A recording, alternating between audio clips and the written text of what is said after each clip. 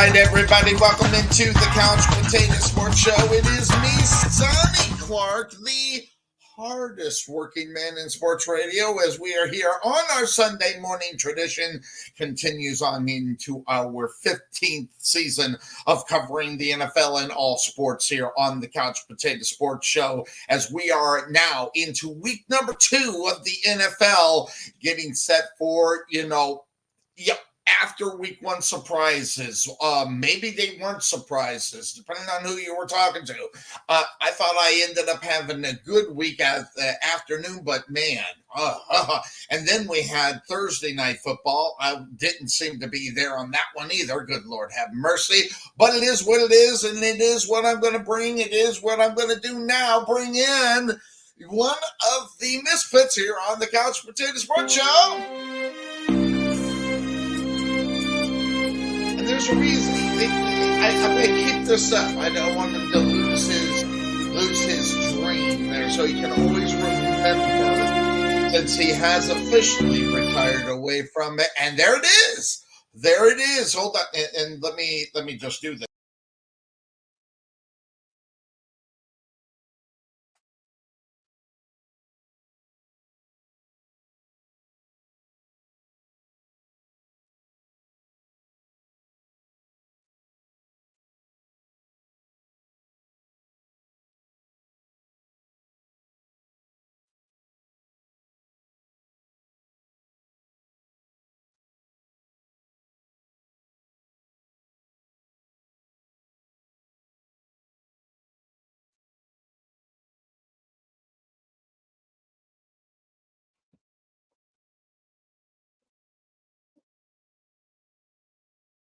So you can go ahead and put it back to the two of us now.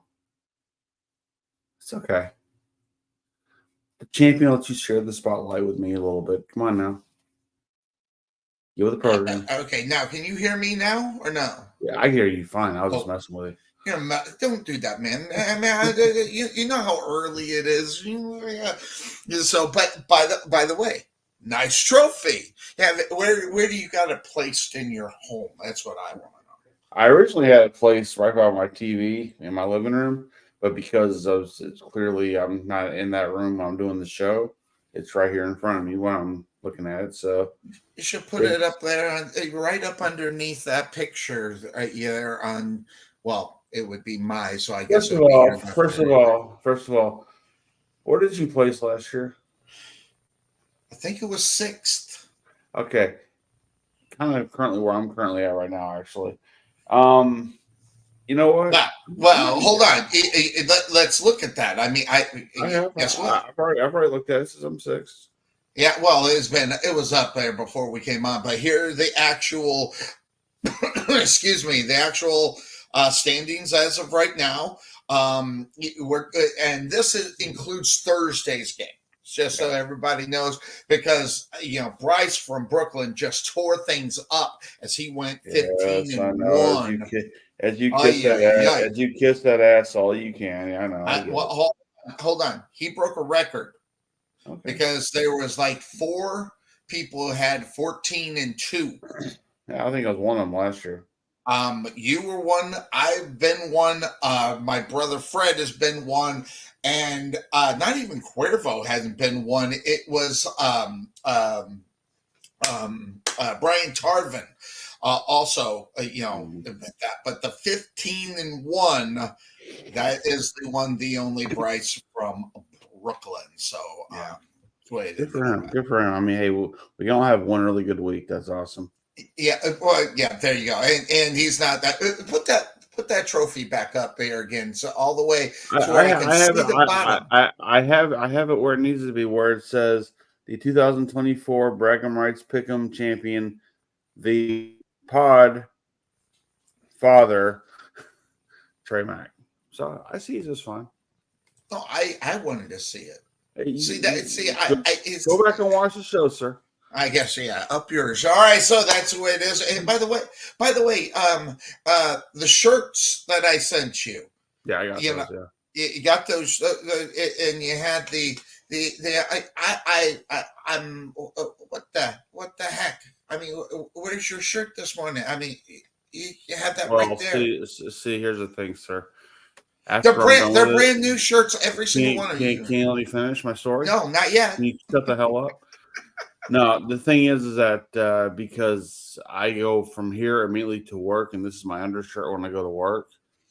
I just, it is what it is. But if I'm home and I have the Sunday off, yeah, I'll wear it because I don't have a jersey. So I mean, I wanted to see you here today. That's why I okay, sent them out to well, you. you know what, I don't just give you everything you want right off the bat, sir. You do know it's all about me, right? Clearly, I mean, Jesus Christ. So, but yeah, Sandy's. By the way, I just wanted to hop in there and make mention. I didn't have the worst week, but I didn't have the best. I wish I would have done better in one pick. I didn't hit that save button because we were talking about it on Sunday, and that was the Giant game, or the Indianapolis game. We talked about it. And I finally changed. I didn't hit the save button. That was the only one, but I would have been up there one. But I didn't feel like I did, but man, we just had a lot of people do really good in week number one, which you're a part of it. You're two ahead of me now, or maybe even three. But week number one, it's always a tough week to figure out who's going to win. I mean, coming up So's off the week off number two. season, yeah. So's week number two because we don't know exactly what we got here. I mean, It,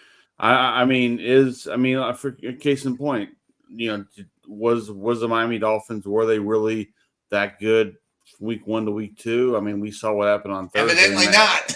and with what happened to Tua, that's just a scary thought altogether. So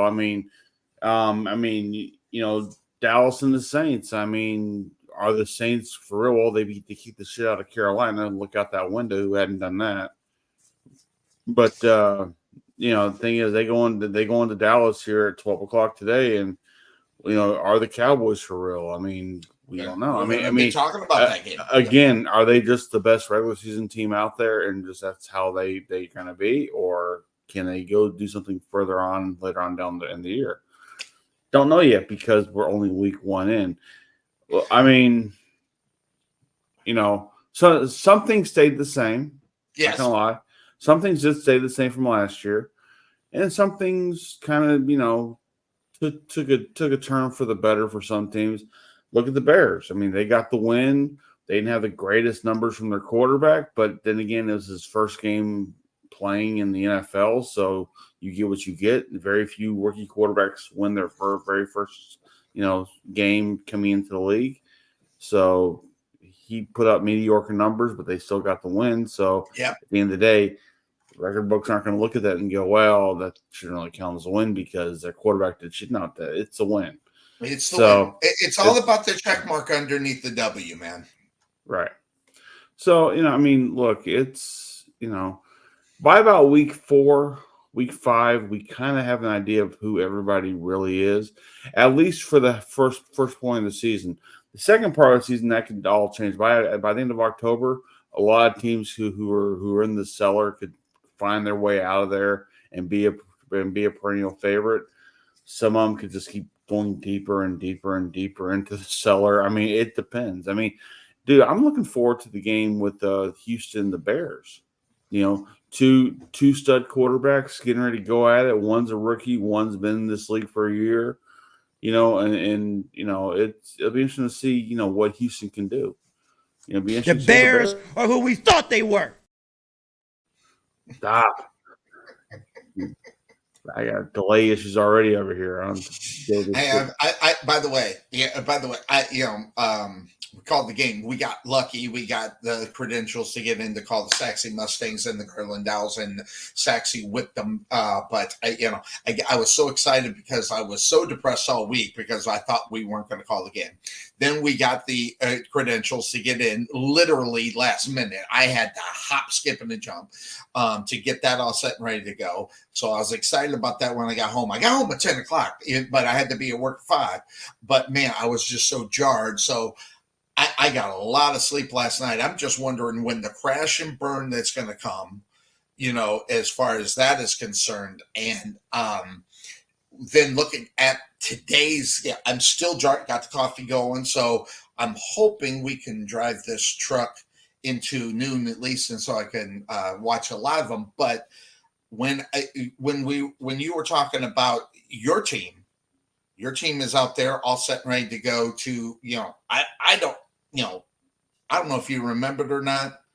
I was the one that did say that the Dallas Cowboys would blow out the Cleveland Browns, and just that's my only claim to fame to week number one. What was your claim to fame to week number one? That after you take a look at what happened in week number one, what was your claim to fame? What did you spot on what you said that you feel really good about? Well, I mean, I know I didn't give you a lot of time to think about that. No, you didn't really. But look, the Niners. Here's the thing about the Niners. Without Christian McCaffrey, they're still a pretty good team. Oh man, that running back who filled in for him did an outstanding job. Yeah, and he's going to be there for 4 weeks, so because Christian McCaffrey's on the IR now. So, hey, Aaron Rodgers lasted a full game. Still got the shit kicked out of him, but he lasted a full game. There you go. I mean,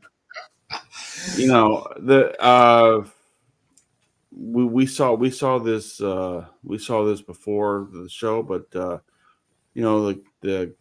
Green Bay Packers came into last week's show at 0-1 because of the game in Brazil. How are they going to bounce back from that? They've had plenty of time to rest and get back to normal. I mean, there's a lot of things I'm looking forward to today. I don't sit there and check off the things I got right as far as just I want to see what's going to, because we're encompassing the whole entire NFL, not just our team. Yes, I was wrong about the Cowboys and the Browns thing because I thought Dallas, for what we did know of that team in the offseason, they didn't do anything. So why would I think they'd be any different going into the season? Well, once again, they're a good regular season team. I was rude. I was rude. Stop it. But that's all. But look, you can sit there and keep score of how much shit you got right, because at the end of the day, when it comes to the I got to do that because my picks suck. Yeah, exactly. So stop it. At the end of the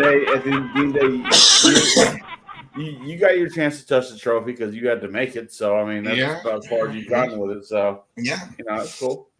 Yeah. But look, I'm, as I said, I'm not one of those. I'm not a football analyst that sits there and remembers everybody's team and who's on playing for everybody's team. I just go with my own gut feeling about who I think is the favorite this week and not. And I was wrong already when I picked Miami over the Bills. And I was wrong. I was wrong. You're really pissing me off about that, okay? I'm trying to keep myself up because my picks were worse than yours. So yeah, I know. I gotta keep my. Well, stop it. Up. So stop it. Be professional, Karen. This is total BS. So anyway, but congratulations. Not a bad. Hey, listen, take away the fact that a few people just went off and got lucky and picked it. You would have been right up there at the top. So I got congrats. And he is the current, bragging's right champion. So I got to give you the nod there. Congratulations on that. Now, that being said, of course, that's the name of the show. It's time to bring on the co-host of this program. You can't see me.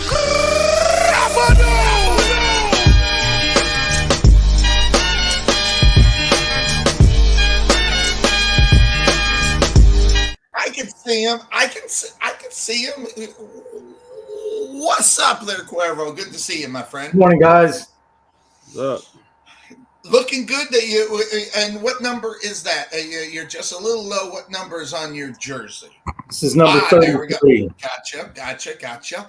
All right. So that being said, how are you feeling after week number one? Because we're going to jump into the games. We've got a lot of games to cover. But we're going to jump into it. How did you feel about the Bears are who we thought they were? Are they who you thought they were, as the one Dennis Green says, or are you pleasantly surprised? Are you shocked? And now I will just throw this out. I wasn't shocked, and then I will go. But I wanted to get your opinion about what you saw in your Chicago Bears week number 1 as they get, that they got the victory. You say whatever you want. It's all about the W underneath the tick, or the tick underneath the W. So, what was your take up on your Bears? Podfather, feels like there's a yeah but in there, right? Yeah, but they sucked on offense. Will you stop posting this fake stuff? Hey, that's actually, hey, It's actually not real. So I know it wasn't, but I thought it was funny. So, it's. I mean, so you mean to tell me that you could have seen it coming that Caleb Williams was only going to throw for like 95 yards? Absolutely. In fact, absolutely. All quarterbacks suck. Yes, I know. At least I'm consistent. Well, come on, 95 yards? Who saw that coming? Who saw the offense looking so out of sync? If I was, listen, I'm going to tell you, Cuervo, if I was going to look at that game and tell you what I thought was going to actually happen in the game, I would have said the defense will probably get in there and win the game for them.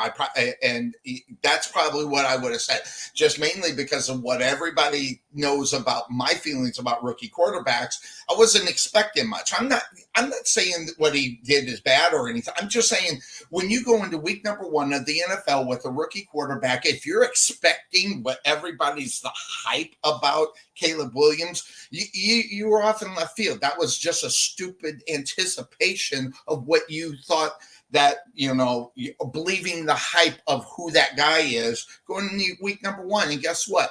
I'm not saying he's a bad quarterback. I'm saying he's a rookie quarterback, and your expectations could not have been 3 touchdowns, 325 yards with no interceptions. Well, that's the problem. Some people were expecting X because some people were thinking, well, this, he's got all these weapons and he's the number 1 pick. And listen, we hype up the number 1 pick every year, especially when it's a quarterback. Like this ain't no different to when Joe Burrow was the number 1 pick. Trevor Lawrence was the number 1 pick. Kyler Murray was the number 1 pick. Everybody was hyping it up just to see how these guys were going to do. So with Caleb, it's no different. Yes. I think a lot of people were expecting this offensive explosion, especially because, like I said, this is the one of the best setups that a rookie quarterback has come into as far as skill players on the team, and it just didn't happen. I guess because I heard you guys a minute ago, I don't want to say it's my claim to fame in week 1, but I know the Podfather was looking forward to this valiant, run through the wall type speech, but I just didn't want to do it because I got to see it before I actually buy into it. And that's exactly what I was talking about. Like, I didn't want to buy into all that stuff until I actually saw it, that it was actually going to happen and that they were going to execute. And, this feels like Lovie Smith Bears football, where it's all defense and special teams. So, but I do fully believe that, the offense is not going to always look that way. I think we all know that. They're gonna get better over the season. And credit to offensive coordinator Shane Waldron. He even admitted that he could have done a better job having guys out there in certain spots to be more successful. Like, who runs a screenplay to Gerald Everett of all people on a 3rd and 15? Like that wasn't exactly the best call. So exactly. I definitely think that they're going to adjust the game plan, and I think you're going to see a more competent offense tonight down in Houston. Be happy that you got the victory. I'm very happy. I'm talking Bears fans, not you, but just Bears fans in general. Well, be happy you got that victory. That's what I'm saying. There's a lot of Bear fans that, even though they got the win, they still want to complain about how bad the offense looked. And I get it. Like, you don't want the offense to look that way every week, but it's week 1. Let's calm down. Let's relax. Let this thing play out. Like the Podfather said, by week 6, we'll know who everybody is. The Bears hopefully will be who we thought they were and more. and we'll go from there. Cuervo, I'm just going to throw this out to you right now. After week number 1, Caleb Williams will have a good football, all-around good football game in week 4. Because I think that's it. He gets time to figure out what's going on and what's going. I'm not saying he's going to blow the roof off the top of anything, okay? But he's going to have a lot of more time to figure out because you can sit here and say Caleb Williams is great and he had a great college career and all that stuff, but you throw that out the window because the speed of the NFL is at least 3. And this is not me saying it. This is players saying it. The speed of the NFL is 3 times faster than it was in college. And that's week number 1. And then it gets even faster after time goes on and people know where they need to be and how they're going to play in each position and each situation. So, my expectations of listen, I picked the Bears to win the football game, okay, but I was not expecting him to have the end all get all, and I'm glad that you had the calm head about them going in that. But I think Caleb, he wants to be great so badly, and every quarterback should want that, right? They should want to be, have that goal of going down as being the next Tom Brady as far as championships and all that. I think he hyped himself up a little too much, and that's why you saw he can say all he wants. Oh, I'm not nervous. I don't get nervous. BS, dude. BS. Yeah. I don't buy it. I think he should be a little bit more real about that. Be like, hell yeah, I was nervous. It's my first game in the NFL. But aside from all that, if you're saying week 4, Sonny, that's a good thing because week 4, they're playing a playoff team in the LA Rams that week. So if he could perform well against them, then that's a really good sign. And I'd feel so much better about where this team is moving forward for the next 10 years. Okay, now just really quick, and it's off the subject, but on the subject, okay? You're actually going to go see the Bears and Arizona Cardinals play football in Arizona, which is quite interesting. What was the thinking of picking that game more so than the Rams versus the Bears in reality? Location. The game is in Chicago. The Bears-Rams game is in Chicago, so. Oh, I did not know that. Aside from San Francisco. Thought it was in Arizona, so my bad. Yeah, no, that game, when they play the Rams, it's in Chicago. But San Francisco is the other game that they're going to be close to where I'm at. Unfortunately, if I was going to go to that game, I got 2 other coworkers that are 49er fans. We were all going to go together. The problem is nobody's going to be at work Monday morning. So it's kind of like, can't and it's not because you can't get home. The adult drinking, adult beverages. Yeah, because at my job, we're a 5-man crew. So if 3 of us are out, that's not going to work. Yeah, it's not going to work. So, all right, very good. So I was just wanting to get that. By the way, what Denver game are you going to go to this year? Is there a game that is picked yet, or as far as that, what game are you going to go for that one? We are going. It's going to be mid-October next month. It's going to be a Thursday night game in New Orleans against the Saints. Oh, and so where are they playing? Are they playing in New Orleans or are they playing? Yeah, we're going to New Orleans. Okay. Yeah. Stay off of Spirit Airlines because you have to switch planes. You never take. By the way, I meant to tell your wife never take Spirit Airlines if you have to switch planes, and that's what happened with you where you got stuck in Dallas when you were headed over to see your pops. So never, ever. If you got a straight line, that's fine, but if you got to change planes, don't do it. So I'm sorry I didn't get piece of advice to you. Sonny, I booked the tickets this time. We're good. I booked the tickets this time. We're good. So we're flying. It's a nonstop flight. It's a nonstop flight from LA, but I think it's through. I want to say United.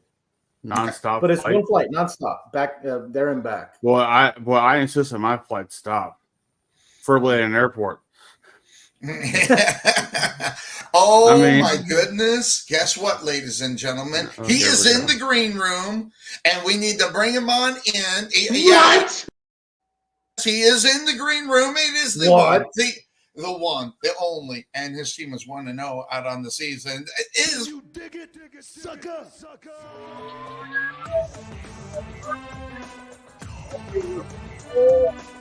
In the green room, he's got something over his shoulder, which is probably the right thing to do for him. I can always dig it. I'm bringing him on in. It's the best smile on the internet right there. Good Lord. I'm telling you We're right now. getting early bird Bryce. Early bird. First of all, early bird. You're right. And second of all, look at that smile. That smile. Listen, it lights up the internet when it is dim. I'm so glad to see you. Good morning, Bryce from Brooklyn. And by the way, I have got to say, we are not worthy of week number 1. Of Bryce in Brooklyn going 14 or 15 and Wow. God Almighty, what and Liz, I know, put that up there a little bit more over your face, so because you didn't go 15 and 1, Mr. Podfather. That man right there. He's got one of these. I respect. Thank you. Always good to see y'all this morning. I got about 25 minutes, half hour. I wanted to make sure I came in, particularly for this week, and I'll tell you why a little bit. But yes, it was a good week, but listen, you gotta, until you take it from the champ, the Podfather, does it really matter? He is the champ. We got to acknowledge that. No, it's bragging rights from week to week until you get the trophy. So you got the bragging rights this week and super week. And that being said, of course, that's the name of the show. Sundays, 9 to noon. And we are blessed with the presence of the light of the internet. Bryce only has 25 minutes. Let's talk about your game that is happening today, because I got to not get the 1, not the 2, but the 3. Oh, I got to hear this name. I've been waiting for this because I looked on his. It's not up there yet, so I gotta find what's the name this week. So go ahead. I bow to you. Go ahead, there, Mr. Bryce from Brooklyn. What a great! I'm humbled and appreciative of the intro. First and foremost, the reason why I have the towel today is because we are playing the lovely Carla's Dumber Donkeys. So I got the towel today for the show because we're coming in and she's going to have to watch all of these towels take over that stadium today. And I hope she's ready because the Pittsburgh Steelers are on a mission to come and not make me look like a fool today. So where I'm going to have to listen to Cuervo and Carla the whole year, talk about how we came to Denver and lost yet another game in some silly way. Yeah. So, but yeah, real quick, last week, interesting game. Felt Pittsburgh really controlled and managed that game. That was a shaky offensive start. Justin Fields was skittish. I mean, fumbling snaps, missing throws, but they settled. He hasn't improved at all. He has not improved at all. I will say this. Definitely improved as the game went on and the play calling got just better and better as Arthur Smith settled in. You have to remember first game. But Lonzo, let me ask you a question now. Think of the mistakes that the quarterback for the Falcons was doing all game long. I mean, he put that team in every position to lose that game, throwing the triple coverage and not reading the defense correctly. Justin Fields, I was watching it because that was one of the games I had on the TV to watch. And I'm watching that, and I'm sitting there going, okay, Justin Fields hasn't really improved his game. Now, maybe he didn't have a whole lot to improve on because he didn't take the majority of the snaps during the offseason. Fair enough. But how has he changed from being from Chicago now to Pittsburgh? And I saw the same guy. I saw the same guy that is still struggling to read defenses. And his legs got him out of more trouble than anything else. But for Atlanta to pay $180 million to a quarterback who's a veteran, but to keep making those kind of mistakes to where you're not even a good bus driver, you've been in the league long enough to at least establish a name, and you got the money to go with it, but your play on there, I mean, we're 4 weeks away from them looking at the rookie quarterback saying, dude, maybe it's time we bench the high price guy and put the rookie in because we might have a better chance. But you can't. Oh, come on! But you can't do that in week 1. I'm sorry, you just can't. But no. I didn't see. No. You can look at week 1 and say this is where it starts. Week 4 happens. You sit there and go, okay, maybe it's time for that change. Okay, go ahead. Yeah, okay, and that I'll accept. Go ahead, Bryce. Look, that's fair. And you could tell, Cuervo, no disrespect to your organization. I have serious questions over the last 4 years. Justin Fields 25 years old, of the type of coaching Justin Fields has got. Like, because you see him in the second half, and you see like the arm talent, roll to the left, throw it back 40 yards on the dime to George Pickens, to deep ball, zipping the out route. But it's the play in, play out stuff that you could see, Podfather, to your point, 4 coordinators in 4 years, just unsure kind of a little bit of what he's doing. Plus, they came out and said it this week. Arthur Smith was very honest. He said, we did not target the middle of the field because the Falcons have Justin Simmons and Jesse Bates. That do, and he's right about that. That safety duo, Pittsburgh's really not going to face a better safety duo this year than those two. I mean, that's really quick though, Bryce. But in week number 1, don't you at least want to try to challenge it? That's a mistake, Arthur Smith. You got to challenge it to figure out if they are going to be as good as their names are, because you are coming off an off season. Yeah, I could see us as fans wanting to do that, but when you take a step back and look at it, to the Podfather's point, they weren't going to do that because the defense, not only were they lights out, Kirk Cousins was giving the football away. So to them, it's let's control the line of scrimmage. We're running the football.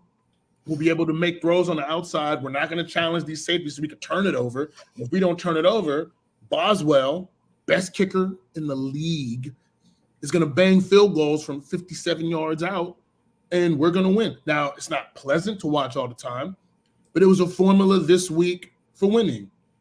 Now, moving to this last week, moving to this week against the Donkeys, that might not be the same. Now, to Podfather's point, we need to continue to see more progression from Justin Fields because he's still throwing a tick late. He still see it and throw it.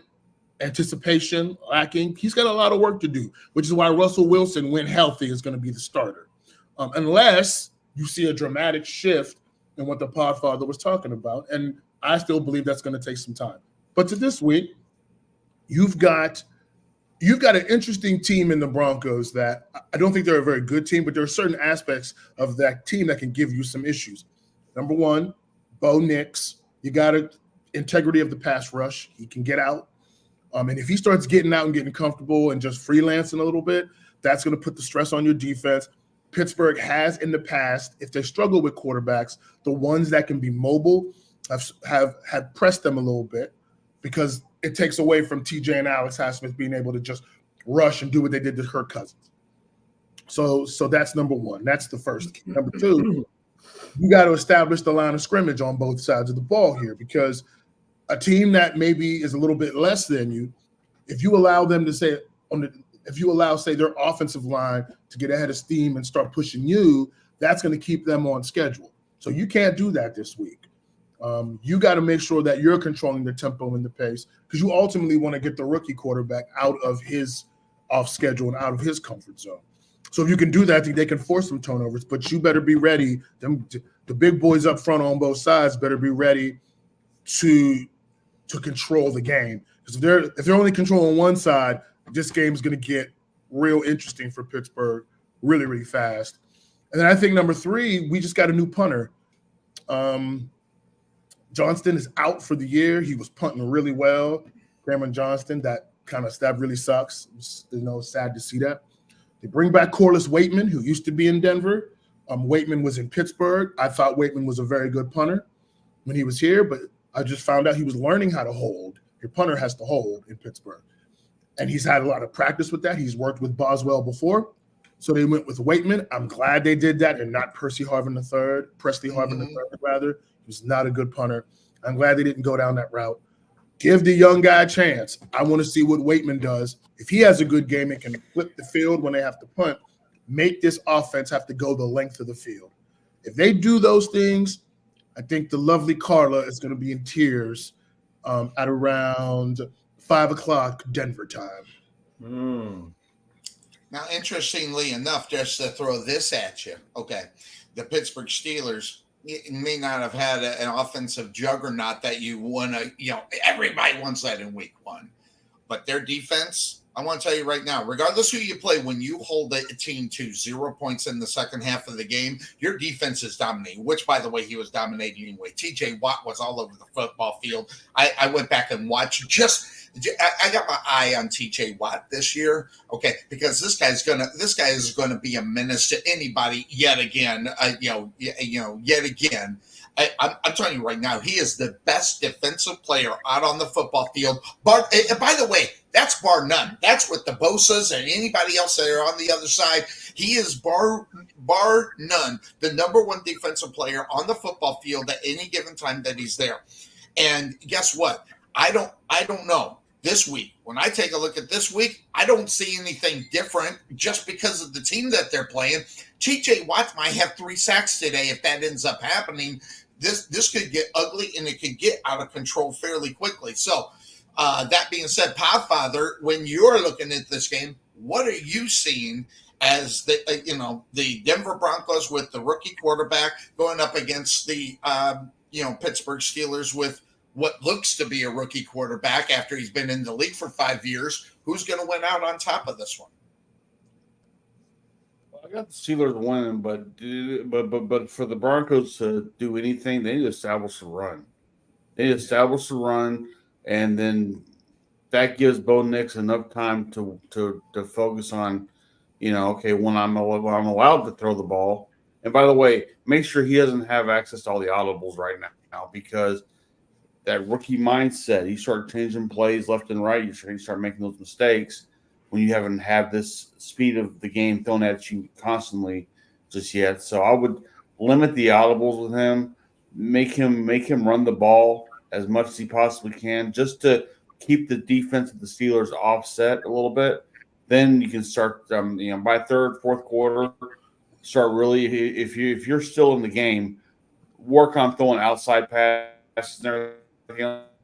Don't let him throw the ball down the field where he's thrown into 2 or 3 different coverages that are going to result in interceptions. You have to protect the rookie quarterback, especially for Denver right now, which is very much on the scrutiny of, look, we done fucked up last year. We can't do that this year. So we need to limit as many of those F-ups we're going to have and try to, at least show that we can be a dominant team eventually. Not right now, but eventually. And the Steelers are a good team to do that with, because I'm sorry. Look, Bryce, I love you, bro, but they didn't show me a lot last week against Atlanta. I mean, their offense, they had a hard time moving the ball as much down the field as anything else. And the only thing, I'll give Justin Fields credit for this. He's got legs. He can run. When they have no running game, he can run the ball. But looking for the open passes, looking for the open receivers, he doesn't have that mindset right now. He's too busy throwing into, whether he's colorblind or whatever the deal is, he's throwing into coverages that shouldn't be thrown into. So then, once again, that's what he was doing with Chicago. So, it's something that he has to, as you said, four offensive coordinators in 4 years. He needs to get out of that mindset of, regardless of who's coaching him, he has to get out of the mindset of, look, this is what I need to look at. Focus on my primary receiver. He's covered. Who's my secondary? He's covered. And you got 3 seconds to do all that shit. Right. His 3 seconds go by, boom, just like that. Then he has to run out there and try to get 4 or 5 yards. And he's going to get killed, just like Tua. He's going to get killed doing that. So he needs to really, really watch what he's doing. Otherwise, he's going to end up just like Tua, because his only game right now is running with the ball. And that's not good for a quarterback, especially when in this league, they don't care about the helmet thing as much as you think that they do. And by the way, that was Tua's fault for putting his head down and trying to drive the thing in there the way he did, because that's on him. I mean, sad that it could be it for him, but it's truly on him. And guys like Justin Fields, who they're playing Madden football out there, that's all they're doing. Well, the bad thing is, Madden football, your guy can be out for 3 or 4 weeks, but you just send him ahead and get back to him when you're ready to go. You can't do that in real life. So, these guys are dealing with some really heavy shit. He needs to protect himself, and that's the problem. He runs without any sense of abandonment as far as, look, protect the ball, great, get my yards, great, health wise, hey, I know what I signed up for. That's that mindset these players. The NFL is desperately trying to get these players to say, quit thinking like that. But the hardcore football guy will sit there and go, well, no, that's what I signed up for. And look where we're at now. That's why we have the new kickoff rule. That's why we have all these. That's why they're talking about having the players wear the protective helmet during actual games now, because anything they can do to protect that head of theirs is going to be the big thing. And Justin Fields, like I said, he hasn't progressed. In the years he's played, the 5 years he's been there, he hasn't gotten any better. So, is this all we're going to see of him? Is this who we think he really is, or is there another gear? We don't know yet. And I think him being the backup to Russell Wilson may not be helpful to him, but at the same time, now Wilson's out. Step up or step out. That's always the big question, especially when it comes Sonny, real quick. Sonny, real quick. Podfather, again, all of that is fair, but I do want to go back to, I think, Cuervo, the way you responded to this. I do have some serious questions about how Justin Fields, from Matt Nagy to Eberflus, has been coached and has been nurtured, if you will, in terms of some of these bad habits and all that. Now, I'm sure maybe they've been hard to break, but it's just very clear that I think Pittsburgh is really going to hone in like they did last week and surround him and put game plans together that is naturally going to hopefully progress him a little more. You saw Arthur Smith even start doing that in the second half. I'm just looking, and we all know Matt Nagy when Justin Fields came on and in the early years, and how it just, Cuervo can correct me, it just seemed like there was a mismatch with what he wanted to do versus who Justin Fields was. And there was never really that true commitment to him as a player to say, okay, we got to get these type of linemen, this type of scheme around him. So I don't know. I do feel, Podfather, there's more meat on that bone. We're going to find out. And welcome in, Obi. Good to see you. And we'll get to you here in just a moment. But Cuervo, looking at today's game, Pittsburgh. Obi, are you okay? You okay down there? I'm fine. By the way, he almost had to send me some money. But that being said, Pittsburgh and Denver, what's your take upon what you're seeing there, Cuervo? Yeah, so it is true. I don't see any progression, like the Podfather said, from Justin Fields. But I am actually going to ride, and I hope the wife doesn't watch this, but I'm going to ride with the Steelers today. And the reason for that is because I think about these teams. They run defense similar. The Steelers and the Broncos. They love to get pressure on you, and it's just really going to be a matter of who can get pressure on who's quarterback. And I lean towards the Steelers just because they do have T.J. Watt and Highsmith and all that, and they've got the guys that can get through.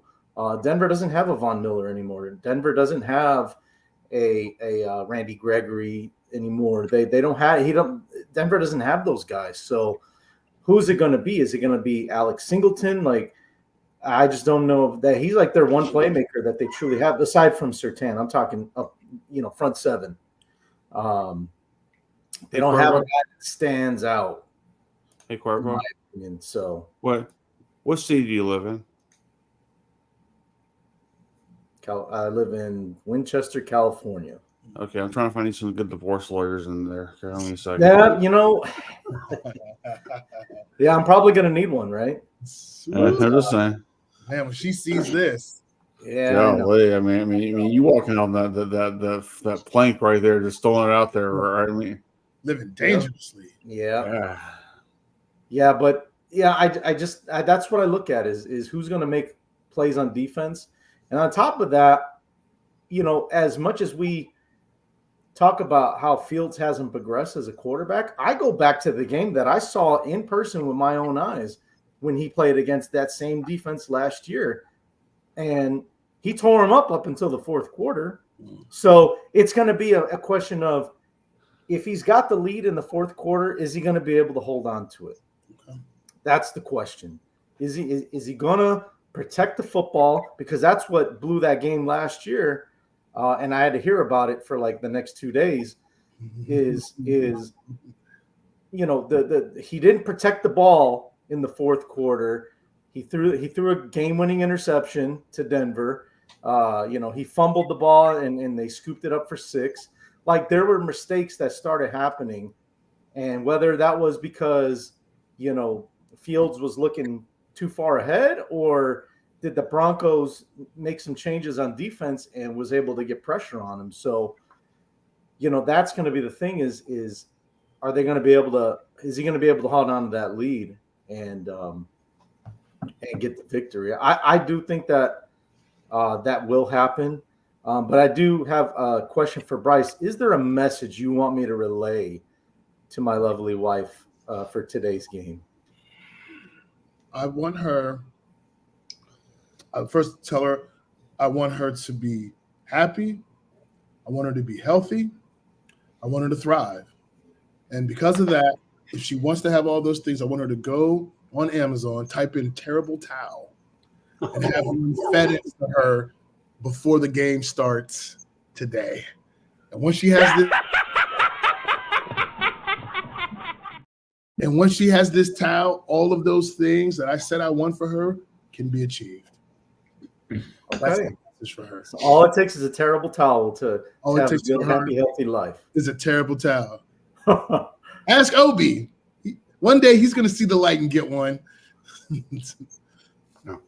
Yeah, he's from Ohio. That's not going to happen. He's muted. Does he know that? Sonny, you're on mute. You're on mute. Yeah, just ignore him, guys. Just ignore me. What I was saying was just honestly, he never sounded better. It was. I knew you. Exactly. And there's the chair shot. Just saying, There's he'd the rather chair eat shot. a There's territory. Lariat City. You're going to Lariat City. He would rather eat a terrible towel and crap it out before he actually owns it. So that's probably what it would be. Yeah. So Obi, when you take a look at today's game in Denver and the Pittsburgh Steelers, what's your take up on what you're seeing? And then we'll get the last from Bryce before, because I know he has to bail out, which we are glad that he's here. Go ahead there, Obi. Ball control, running game.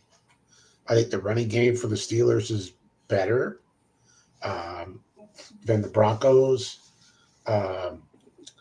Hopefully Justin Fields can limit very minimal to 0 mistakes, which includes, don't put the ball on the ground, don't throw stupid passes. Yeah, good luck with that. Yeah, I know.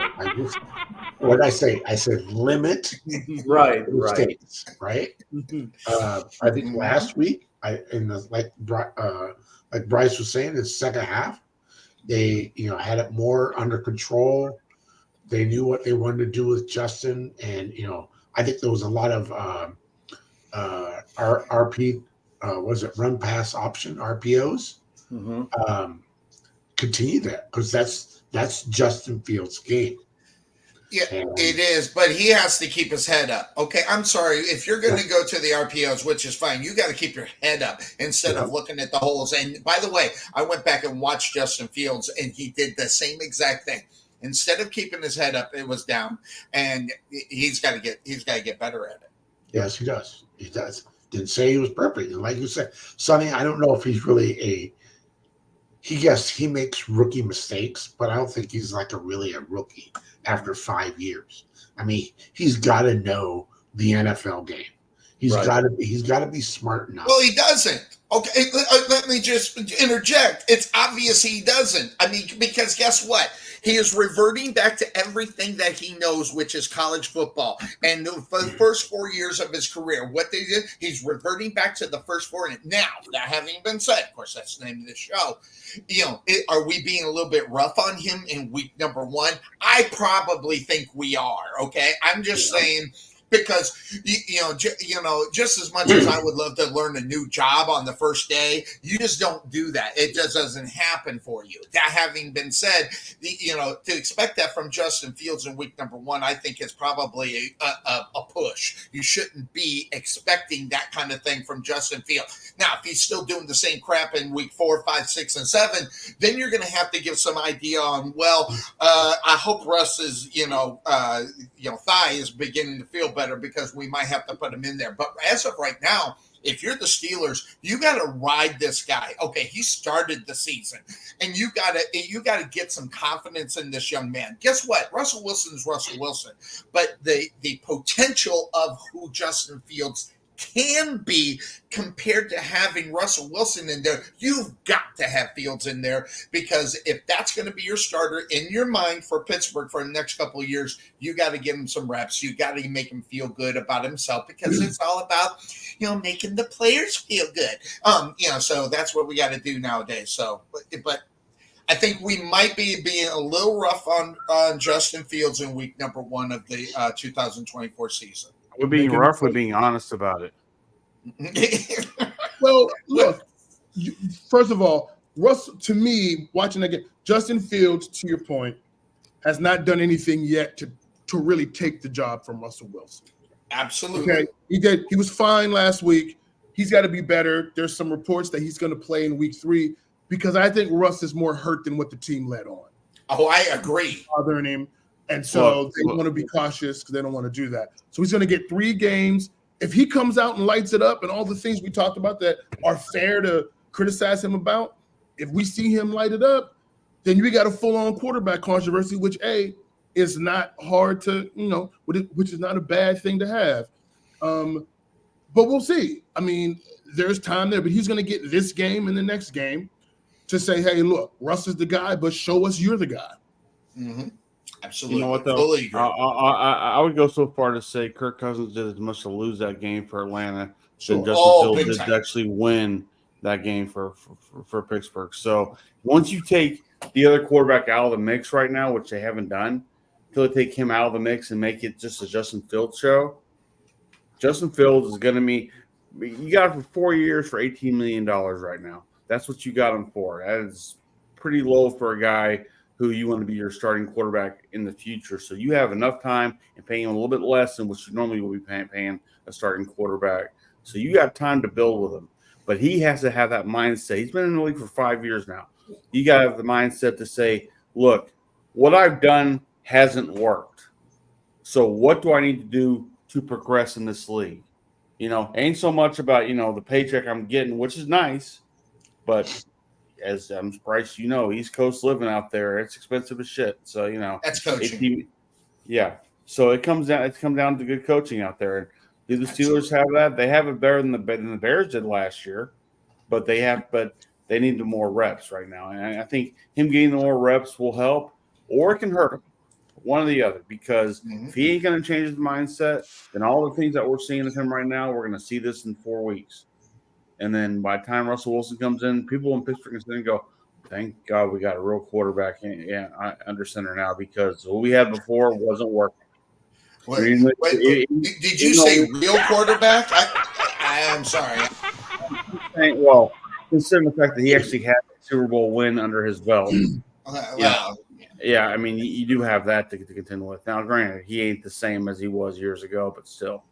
Cuervo. So to put it in perspective, because, everybody's talking about the coaching that Justin Fields had in Chicago, I'll put it to you like this. Did anybody watch the Raiders and their offense last week? Did anybody catch any of that by chance? Some of it. Well, we didn't get to see much of it in the red zone. So how did the Raiders look to you on offense, Bryce? How did the Raiders look to you on offense? Like the Raiders. From what I saw, it was, I mean, I don't know. What I would say average a little bit. It wasn't great. Guess what? That's Luke Getsy. That's what Justin Fields had to work with last year. Oh, okay. Last couple years. So if you ever want to go back and think about, damn, why is Fields not? Go watch the Raiders and then remind yourself that's Luke Getsy's offense and how he executes that offense. So Just it's something to throw out there. Real quick before I appreciate that. Before I get off this show, Fine. let me tell you something. I'm not going to say strap in, but I got something to say. What? Okay, and I'm so glad that someone joined us today, because I'm not going to let him off the hook. I really respect. Oh, I know who this is for. I know where it's going to. I want to come on for two reasons. One, the lovely Carla had to see the towel. She's getting the towel because I know that's her team. But there's another guy that joined this show. Let me tell you something. First and foremost, it's funny how we talk about, we want to get on the players and all this until it's our guy who's not getting enough targets in Arizona, and then the quarterback is the big baby. Oh, because we love our guy so much. He needs to get the football 20 times in a game. No, now he's not a rookie that needs to learn his place. So it's funny how we choose to say that. That's number one. But number two, we talk about Russell Wilson, real quarterback, and we start laughing and everything.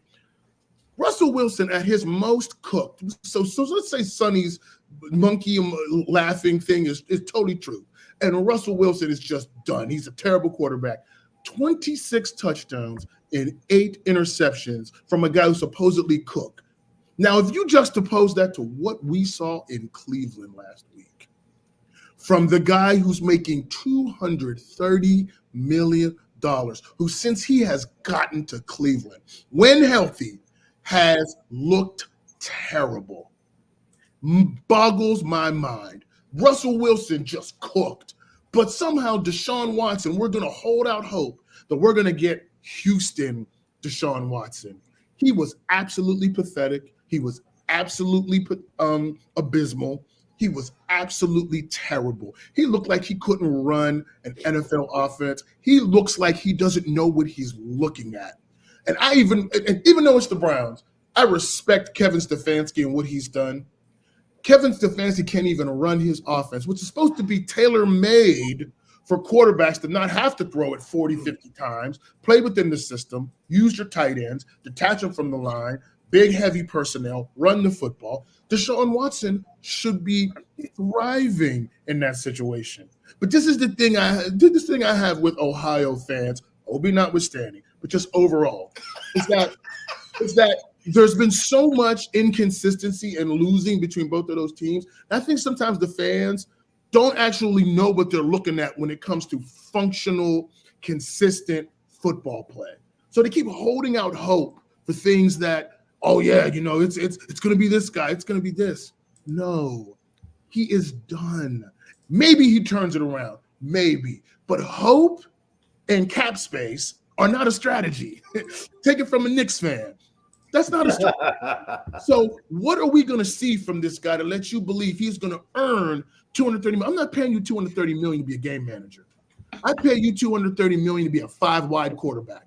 When it's all going bad, you can get the 5 wides and win me a game. Do you think Deshaun Watson at this point can even come close to doing that? Because they're paying him, I give him 3 more games. If I don't see you play better, let me tell you what the Browns need to do. Go to him after game 4, say, we're benching you. Jameis is the guy. You're going to be the 3rd quarterback. And then guess what? We want to buy you out. We'll take the cap hit. Maybe we'll pay you $100 million. We'll negotiate it for you to be able to go away and start your career somewhere else. You will not play quarterback here anymore in Cleveland. If the Browns had any leadership and gumption after 4 games, they would do that. They would take the hit. They would show that locker room that we're actually committed to playing winning football over our politics and over the money. That's what they need to do. That's my TED Talk for today. Well, here's what I know, that man right there, he sent me a text, okay, which, I don't read them all the time, but I just happened because I hate texting. I like Messenger. But that being said, he sent me a text. Let me find it here because I get a bunch, but that I don't read. What did you say, Obi? You sent me the text. You don't have to find it. I can tell you exactly what. There it is. He says, oh no. He says, Sonny, I'm almost done. So my question back to him is, what do you mean almost done? I want to hear your thoughts, and then I'm going to get out of here. Yes. My thought is hopefully you guys can hear me. I see my camera kind of like pausing a little bit. So Bryce, you're right on the money. I applaud with what you said. I agree with what you said. The only thing I don't agree with, I'm not giving him 4 more games. Oh, you're doing it now. Okay. No, I'm giving him 2. Oh, 2 okay. games. If he comes out and looks like he did last week, this week, I'm done. Truth be known, I was done the day that they signed him. Oh, I remember that I too. By the remember way, that. he's just not making excuses. He didn't like it at all. None. We signed a deal with the devil. Now we're having to sit there and we're having to sit beside him while the devil sits there and laughs. Mm-hmm. And just and I don't know if you guys know this, but a couple of days prior to the game on Sunday, Deshaun's dad passed away. Yes, and I guess I heard something about he had one of his friends passed away during that week as well. So, hey, I'll give him a little bit of leeway for game 1. But if he comes out game 2 and looks like this, who's our backup? Bring him in. I don't care. If he's going to come out and look like that every week, we've already thrown away our season anyway. Yep, might as well bring in the rookie quarterback.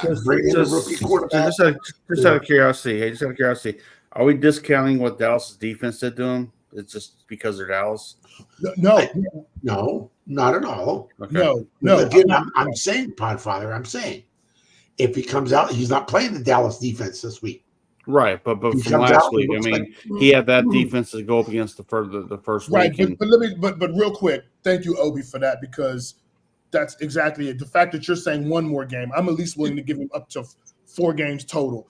But see, here's the thing, Podfather. This is why I can't let you get away with that. Because while, yes, I give credit to the Dallas defense, I am paying this guy $230 million to be a defense. Right. This guy's supposed to be the equalizer. Same thing. I'm gonna tell you what. Same thing in Cincinnati. Even though Joe Burrow is not Deshaun Watson, but the way they played, that is almost $470 million a quarterback. I expect you guys to figure it out and get it done. If I can, I don't care if you can't run the ball in Cincinnati. 5 wides and throw me to victory. I don't care if you're going against the Dallas defense. You need to be able to generate offense, move this team, and score points, even against the good defense, because that's what $230 million quarterbacks are supposed to be able to do. That's what $250 million quarterbacks are supposed to be able to do. You got to find a way, man. Bryce, you're just upset because Cincinnati was the one game that kept you from being 16-0 last week. Everybody took that. Everybody took that. Because did I not say I'm picking them?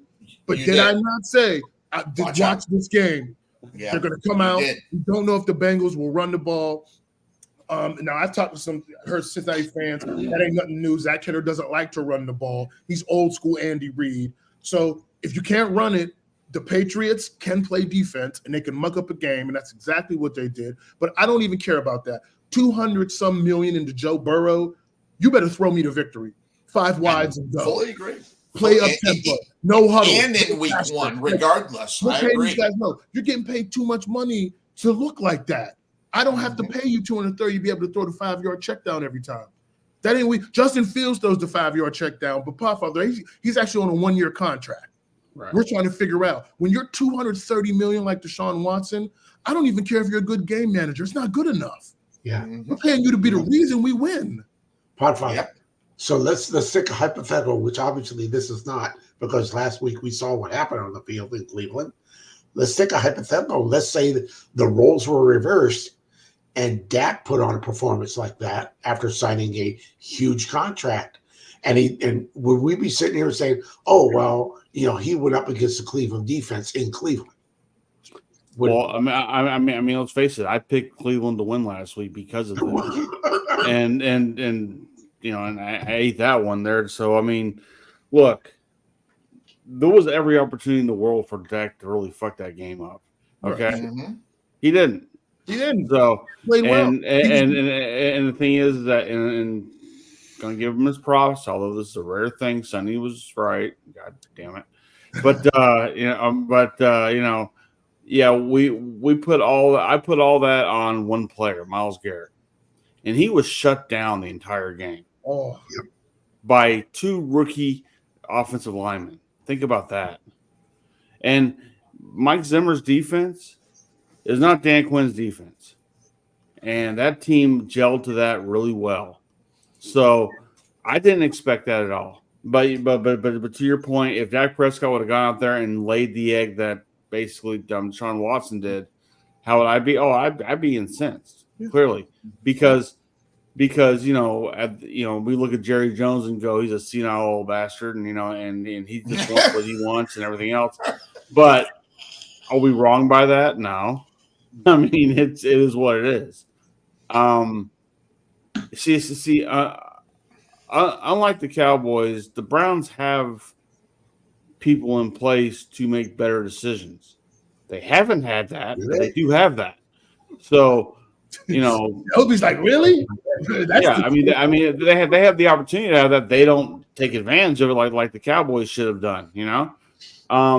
So my team is screwed regardless of which way you look at it. I mean, they're going to be great in the regular season. Sure, great, no problem.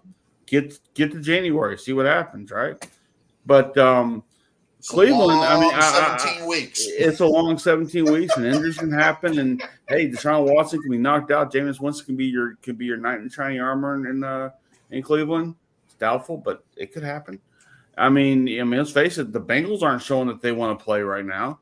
Pittsburgh is beatable. I hate to say that, but they're beatable. There's always that opportunity.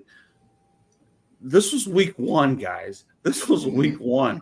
We don't know what week 2 and week 3 is going to do right now for any of our teams. Yeah. So it's. Well, I already told you the Dallas Cowboys were going to win the NFC East, but I was smoking late. Yeah, we don't know. Yeah, we'll see. I look like a genius in week 1. I got to roll, guys. But that's my thing. Like Obi, you're actually a very rational Browns fan. But let me tell you something. This is it. Like, you guys need to. You're playing to win the division now. No more moral wins. No more whatever. To your point about Dallas, that makes sense. We'd be saying, look, the Browns defense is good. We'd be like, but Dak, you're supposed to be the man. You're the quarterback. You need to be able to play better if you went out there and laid an egg. So to have Deshaun Watson playing like this, just to get to average as a win, that is not good enough. Not for what they're paying him. So I got to roll. What are you doing for the rest of the day? Oh, I'm going out. Got to meet up with some folks. And then the game starts, so I got to get back. I got to go do some shopping too. But I got Sonny's Jaguars winning this game, Obi. I'm sorry. I see 0-2 in your future. All right. Got to roll. Bryce, can I squeeze one more minute out of you? Go ahead. Just one. I'll get you. You can type in your thoughts in the chat room, in our group chat. But I'm going to pose this to everybody because we're talking about Deshaun Watson and Kirk Cousins and Justin Fields and Caleb and all these different quarterbacks. I'm normally not a stat guy, but when you look at the performances of quarterbacks all around the league in week 1, it was abysmal. It was horrible, terrible, whatever you want to call it. So I just want to know what your thoughts on it. Is there anything that we look into that with, or is it just kind of like, week 1 jitters, it happens. Week 2 is going to look a lot better. If you got to get off that, you can type your comment, whatever. But any thoughts on that, guys? I'll answer in the group chat. I will say this: highest rated passer in week 1, Justin Fields. Got to go. God. And in the talk of that, I the report out of Arizona, and I just wanted to just throw this on here. And this goes back to the maturity of a guy that you have.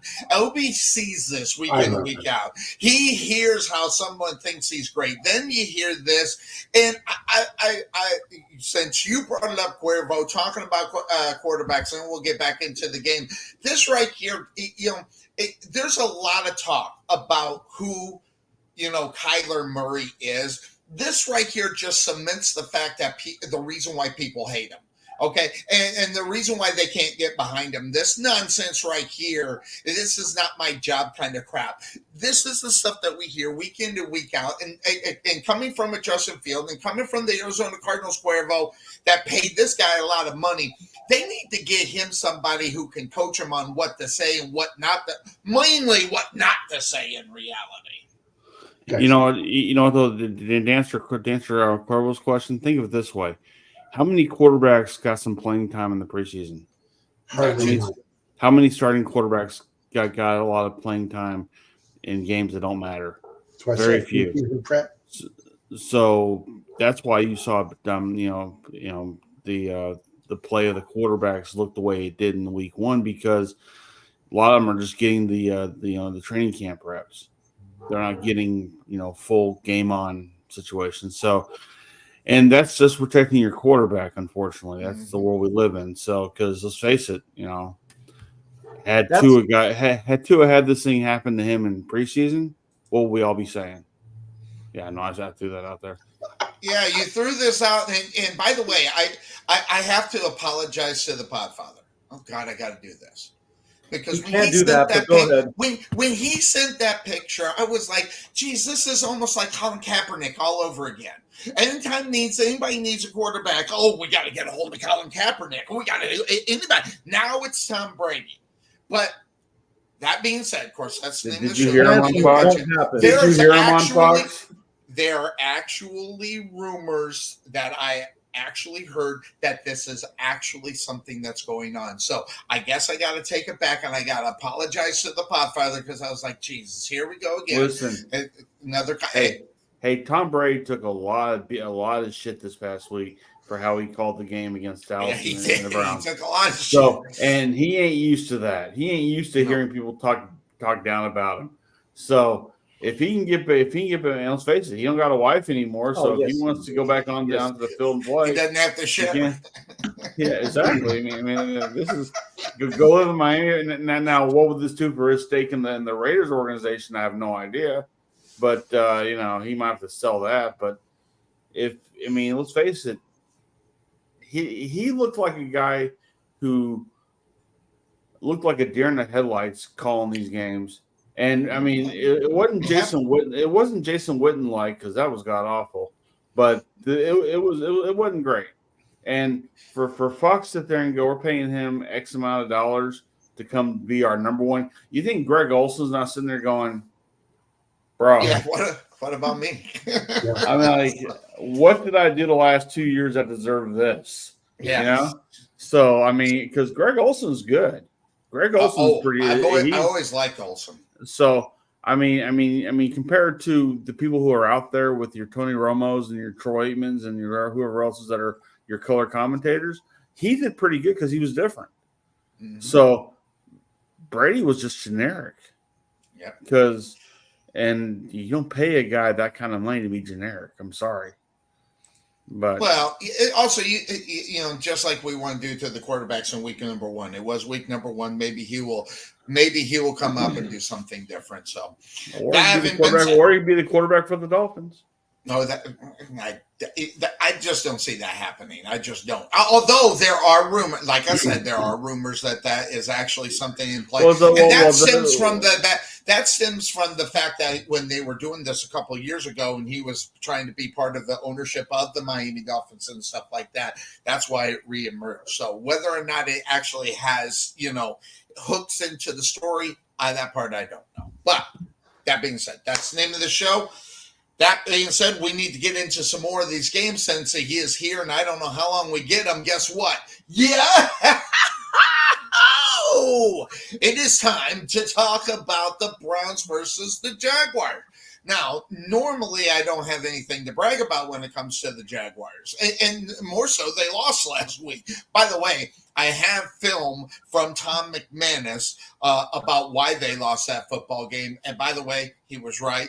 I'll throw that up if anybody wants to watch it. It's a 5-minute deal, so we can do it, but I don't want to do it now. That being said, Obi, this right here is the prime time game for you to figure out about your quarterback. listen, the Jaguars gave up, and their defense just gave up a lot of things last week. Never mind the fact missing blocks and every place else, which I didn't need Tom McManus to show me that because I was watching the game on the other side, and I was going, geez, are we serious? Missing blocks all over the football field. Do your Browns have the opportunity? Oh, do you think the Browns can take, advantage of the disadvantages that the Jaguars were putting out on the field week number 1 of the NFL in 2024? I have to say that the Jaguars better have learned this week how to block. Because if they don't, Myles Garrett and gang is going to have a field day. Mm-hmm. But I looked at this game and it's like, the Browns showed me zero hope for me as a fan that the Browns can win this week. They showed nothing. They couldn't move the ball. Yes, it was the Dallas defense, but there was a lot of stuff there that it was just, what are you guys doing? You look like you're in week 2 of preseason. Now, we go back to, hey, there was hardly any quarterbacks played in the preseason. I'm not giving Deshaun Watson that excuse. Mm-hmm. As Bryce said, we're paying him $200 and some odd million. We signed the deal with the devil. You should look better than that. Mm-hmm. Trevor Lawrence looked better than he did last week. And he did not look good, by the way. That's a lot for me to say. Trevor Lawrence looked better than Deshaun Watson last week. We'll go back to it. Are the Browns going to be able to run the ball on Jacksonville? Are the Browns going to be able to convert key third downs? Are they going to win that third down percentage against the Jaguars? Is the Browns defense going to be able to stop the Jaguars offense? And I'll go back to what I first said. If the Jaguars can't block, it's going to be a long day. And Trevor Lawrence could get hurt. Because you don't think that Myles Garrett is chomping at the bit, saying, "Oh God, I need to show up today." So I'm going to tell you in our little pick'em group, I picked my Browns to win. Okay, that's my heart. My heart is picking my Browns. But when you look on it on paper, you look at the week 1. And I'm going to say the Jaguars win. Well, here you go. You got Cuervo. You got 2 quarterbacks in this game that is making $100 million in a year. You got 2 guys making over 100. These are just 2 guys, $100 million in this year. So the expectations, of course, have got to be there. I think there's probably more expectations in reality because of the contract that was signed, when it was signed, and basically under how it was signed, given all the things that were going on with Deshaun Watson. But 2 quarterbacks making over $100 million, and both of these teams, and I'm just going to say it, the Jaguars are not close to taking that next step to be the guy to have a $50 million quarterback, never mind be a good football team. Right. And that's going to be, the question in the next couple of years or so is like Obi said, if he continues to perform at the level he is, how do they get him off the books, so to speak, right? Because that whole contract is guaranteed. So it's like, you're gonna have to buy him out, Obi. That's the only way to get rid of Deshaun Watson. So it's guaranteed money plus a buyout. Like, you might as well just one thing to take into consideration, and I'm just saying this, and I know it's all she said, he said, and all this shit that went out, came out this week about there's another allegation. Yeah, he's in trouble again. If that is true, if that happened, can the Browns get out of their contract and not owe him anything? There's got to be a conduct clause of some sort. They're saying they can. So, but I want to just back up just for a second. What was the new news? I missed it. I've been so busy this week. There's more another news. So there's another civil lawsuit that's against him right now. Another. I don't know how many females are claiming the same thing that happened. I think it was like 3. I think it was 3 women. 3 of them. Yep. So it's round 2 of this BS. And supposedly they have video evidence. Well. I probably listen. I'm good without seeing that. Honestly, I'm good without seeing it too. I think I'm okay without seeing you, definitely. But and say whatever you want. I did not know about this, but yet there's other problems going on the field. Now you add on the off the field problems going into week number 2. That doesn't help the whole situation. Listen, the Jaguars should win this football game, okay? And I'm going to pick them, and I did pick them, by the way. Just to let everybody know, I did pick them.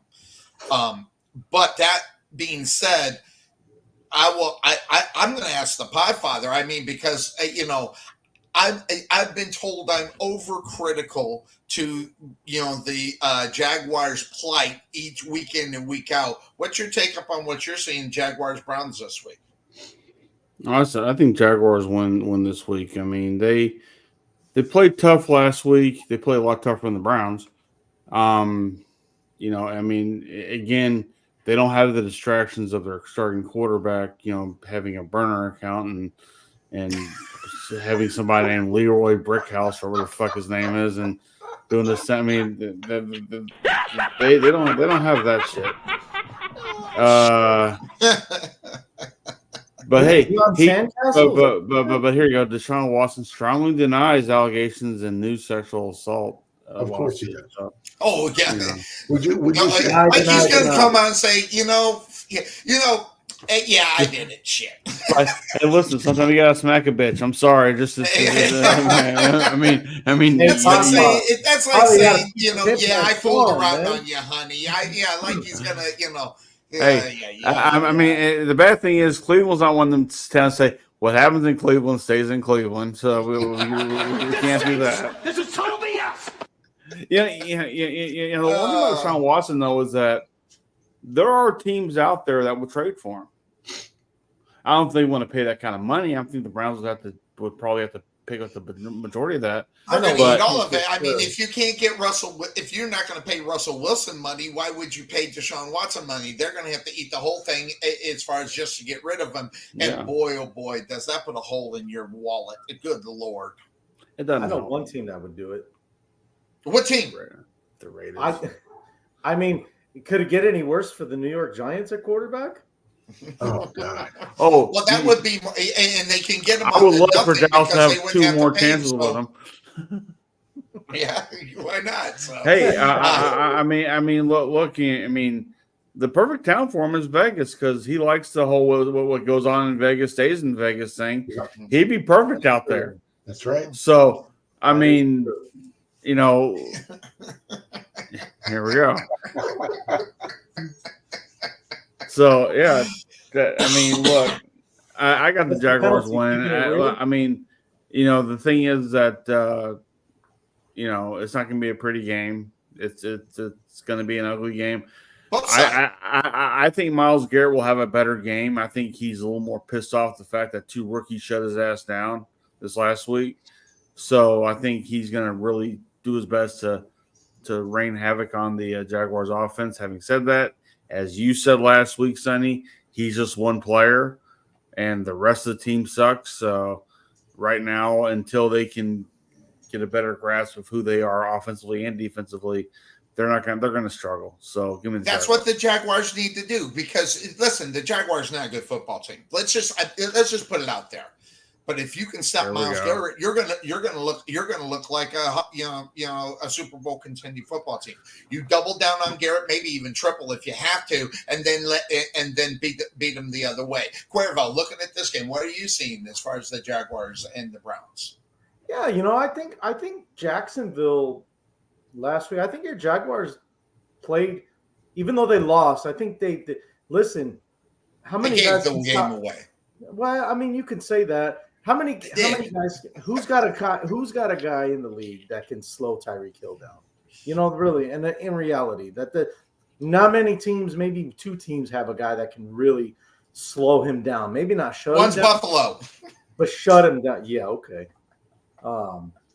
Even the authorities can't shut him down. Yeah. Right.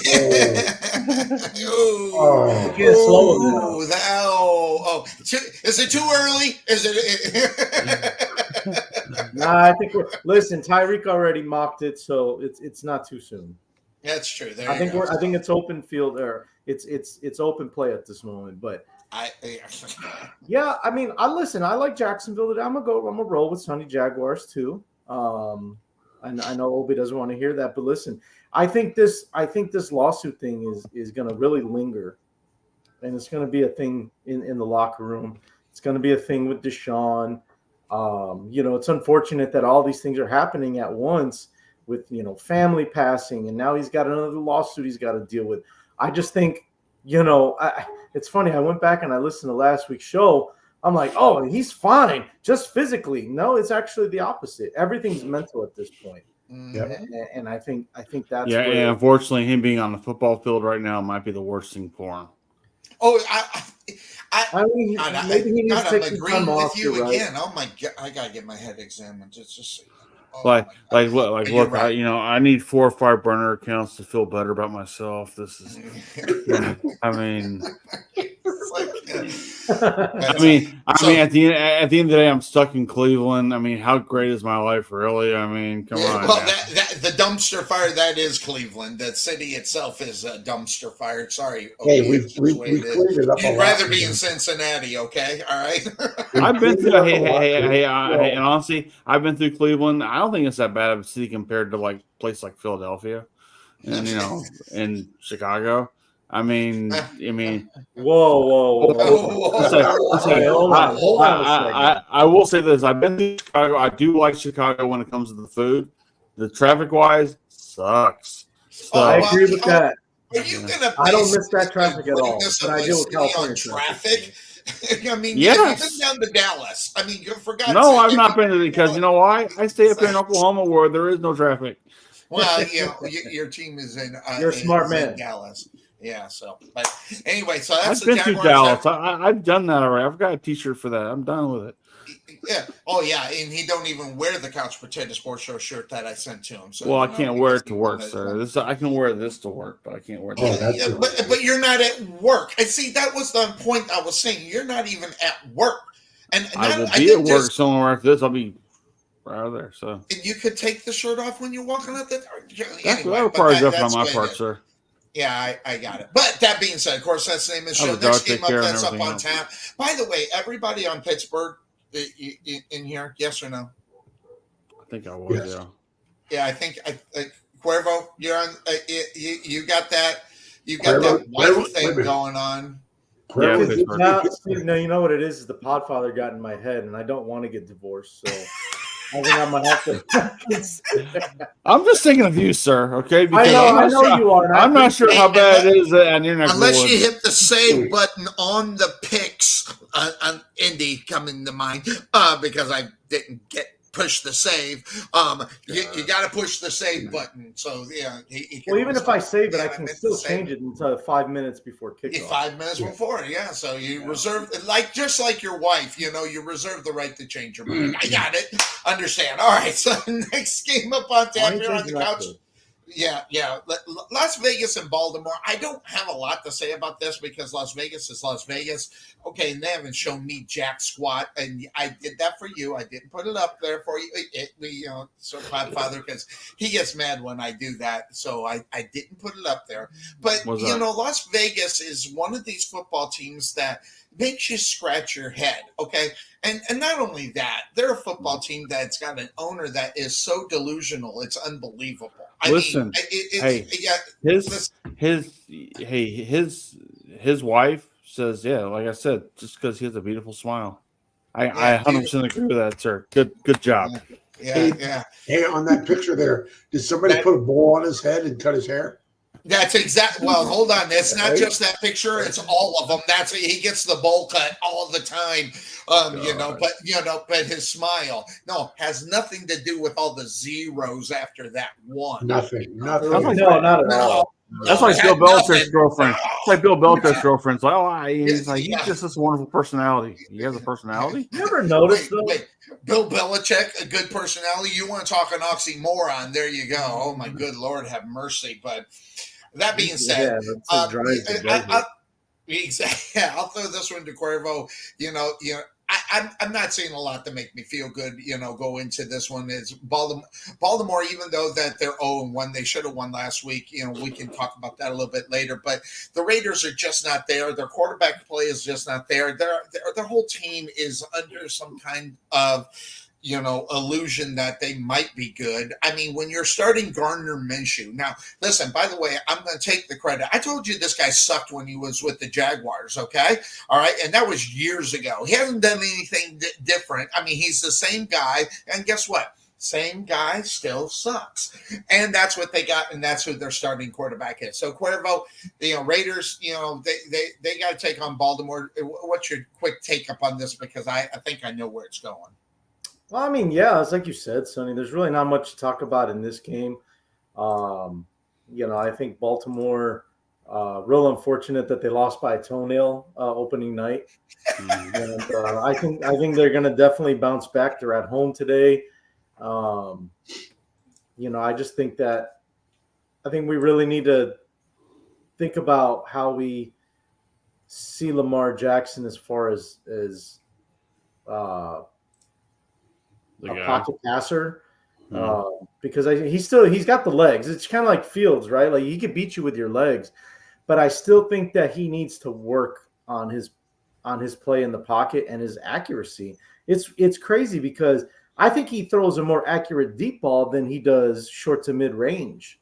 I agree. And we saw that on the last drive, right? I mean, Baltimore should have won that game 2-3 different times, and because of Lamar's inaccuracy, they wind up losing the game. So I think if Baltimore wants to be a team, and I know we're looking way forward here, but if they want to be a team that gets deep in the playoffs again and can dethrone Patrick Mahomes in AFC Championship game or whatever, he's going to have to get better with his pocket presence, his short mid-range accuracy, and don't forget to use Derrick Henry when you get a chance. They did it in the first quarter, so it looked like things were looking good.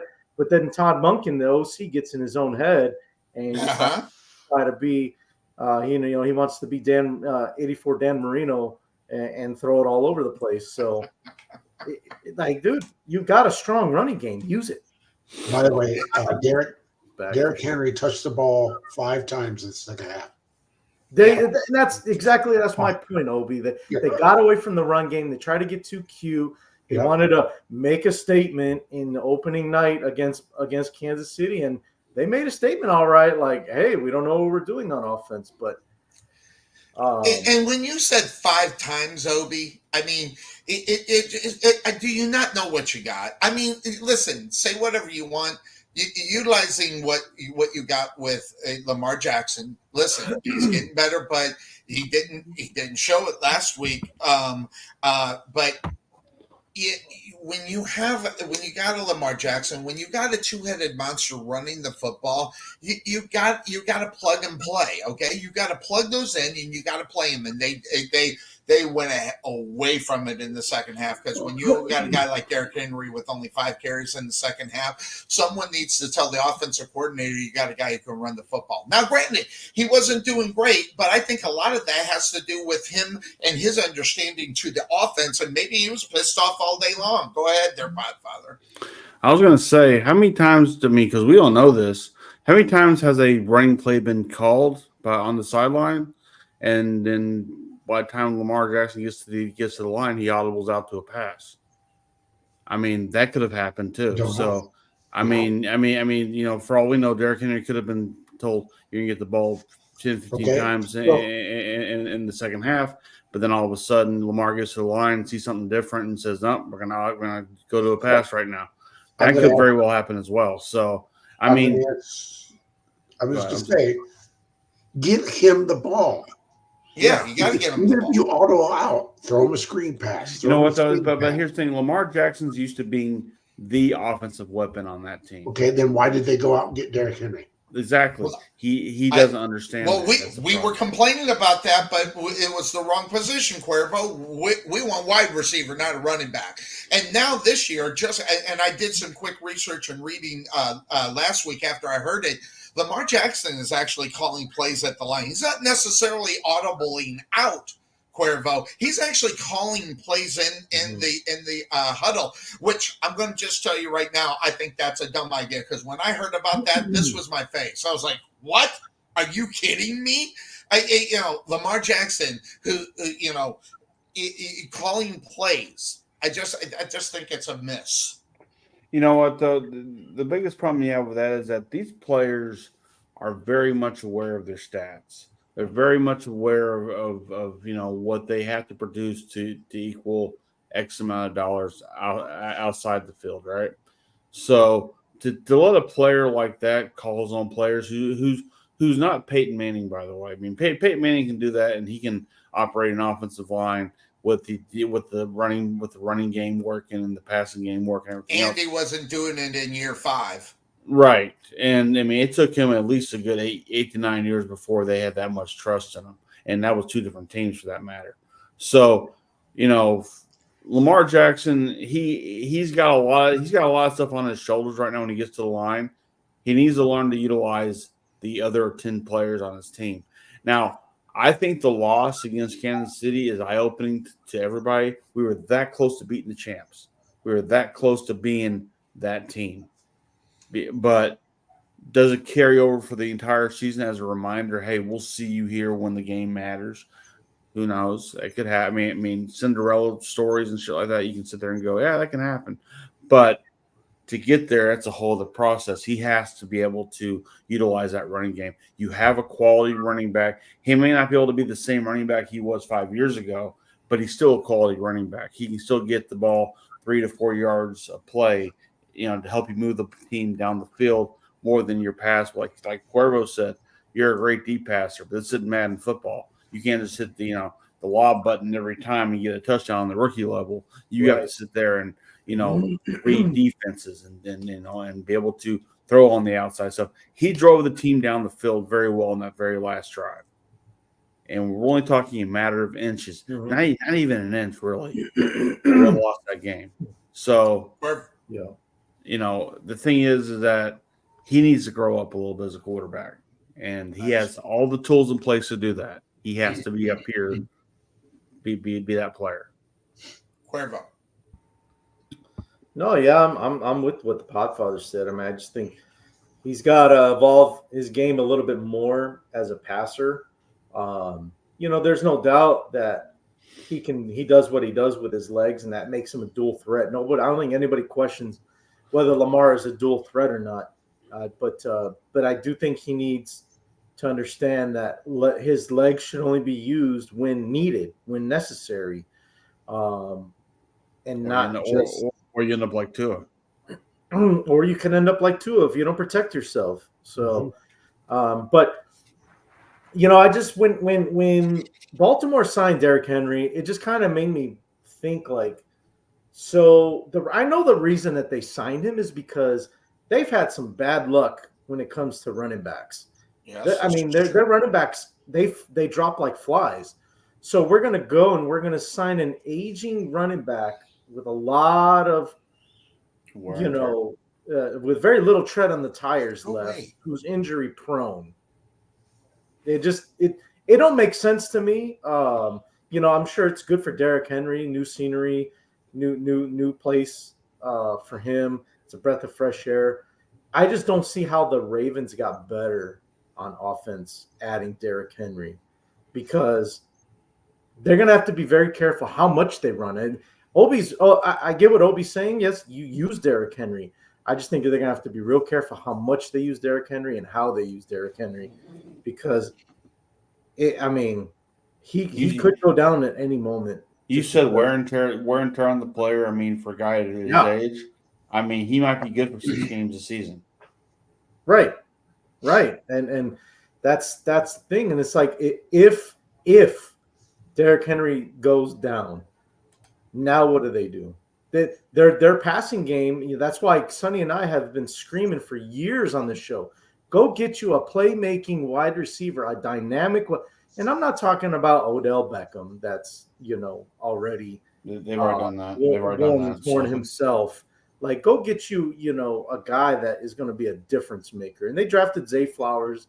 Okay, that's that was a nice pickup, but I just don't see. I mean, Mark Andrews, he's already down. Isaiah Likely. I mean, and he didn't play a lot in week number 1, by the way, too. And he's hurt. Right. So, yeah, I don't know. I think the Ravens win just because their defense is outstanding. But don't expect much, in my opinion. Don't expect much from the offense today.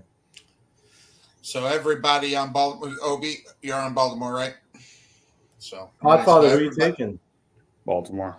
Yeah, he's on Baltimore. What about you, Cuervo? You said earlier that you were going to go. Did you talk yourself out of it? Out of the Ravens? No. No. Okay. All right. Oh, by the way, my cat says the Jaguars win. So there, I gotta. She was over here bothering me. Keep them out of Springfield, Ohio. Yeah. So. So. Wait. Just to confirm again, Podfather, who are you taking in this game? Oh, let me think about that. You know who I'm taking. Okay, taking the Ravens. The Ravens. So that's me pulling a Sonny Clark on you. You got me for one more game. I have to go get some coffee and let the dog go. I'll be right back. Okay. All right. So one more game. Yeah. Gotcha. One more game. So okay, one more game. Right, and tell me, do you know what game it is? All right. While you do that, figure out who it is. Cardinals Rams. Let's do that one. All right, we'll do Cardinals Rams when we get back. And while he goes away, we'll go to another one that I don't know how many people are gonna be God, I gotta watch this game. The Chargers are in Carolina to take on the Panthers, and the Panthers, oh my God, they were bad. And we're talking about quarterbacks, young quarterbacks. Bryce Young gets out of year number 1, goes in. Are we putting too much pressure on Bryce Young? I don't think so per se, but at the same time, it is week number 1. But the Chargers did not impress me. By the way, week 1. I don't know about you, Cuervo. This was a football team you expected to go in and roll. They did not last week. So that being said, what's your take up on what you're seeing regarding the Chargers taking on the Panthers? Did the Panthers have a chance since they are home and they're flying cross country all the way over there? That old stat, how someone does good from the West Coast to the East Coast. Does that come into play today? I mean, if the Chargers were playing, say, the Philadelphia Eagles, then yeah, that would make a difference. But this is fucking Carolina. I mean, Carolina is a bad team. They're just a bad team. They're just bad. Not good. I mean, do you see any turnaround? I mean, I know what you do. You and me are kind of like the same thing. We'll watch Red Zone, but then we'll go back through the week and watch all the highlights and the long one, not just the highlights, but the long ones, which is what I usually do too. Did you see anything? Well, I didn't, but did you see anything as far as what the Panthers are doing? That you can maybe expect a change or a turnaround in this football team, maybe in week 4 or 5, or is week 4 or 5 going to be a killer for them? Well, I think it's going to be a killer for them. I just don't think they protect Bryce Young enough, and with him being such a small dude, it's I'm not that I'm wishing injuries on him, but I think it's inevitable. It's going to happen at some point. Yeah, he's not going to be able to sustain the whole season. He's going to get hit too much, and that's just because the fact that their offensive line is not that great. I mean, that's just the facts. They're going to have a hard time keeping Bryce Young healthy just because of how bad their offensive line is. So, at this point, I'm repeating myself, but I like the Chargers to go in there. They're gonna run the ball down Carolina's throat because that's what Jim Harbaugh does. And that's what they're going to do. They're going to just go in there and win the game. And Harbaugh's going to put Justin Herbert, at least in this game. Listen, you can't convince me that, Jim Harbaugh sitting in his office going, man, we got to worry about this football team. No, Jim Harbaugh's not worried about that. But what he is worried about is scheme. What he is worried about is how's he going to put Justin Herbert in a better position to win football games. And this is a good opportunity for him to see what he's going to get from Justin Herbert week in and week out. So, Podfather, when you're looking at this game, what's your take up on it real quick?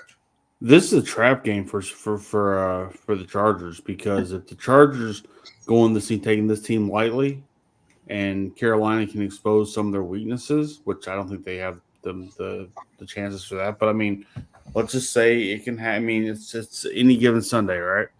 So let's say Carolina sat all week long and they looked at the Chargers over and they watched nothing but footage over and over and over and over and over from last year and this year, because 2 different coaching schemes, and and just saying, okay, well, this is what they're good at. This is what we need to shut down. This is if they have that mindset, and if the Chargers come in going, we got this, no biggie, and they're clinging on to a 10-7 lead at halftime, they might be in trouble, because Carolina's taking them a lot more serious than the Chargers are taking them serious.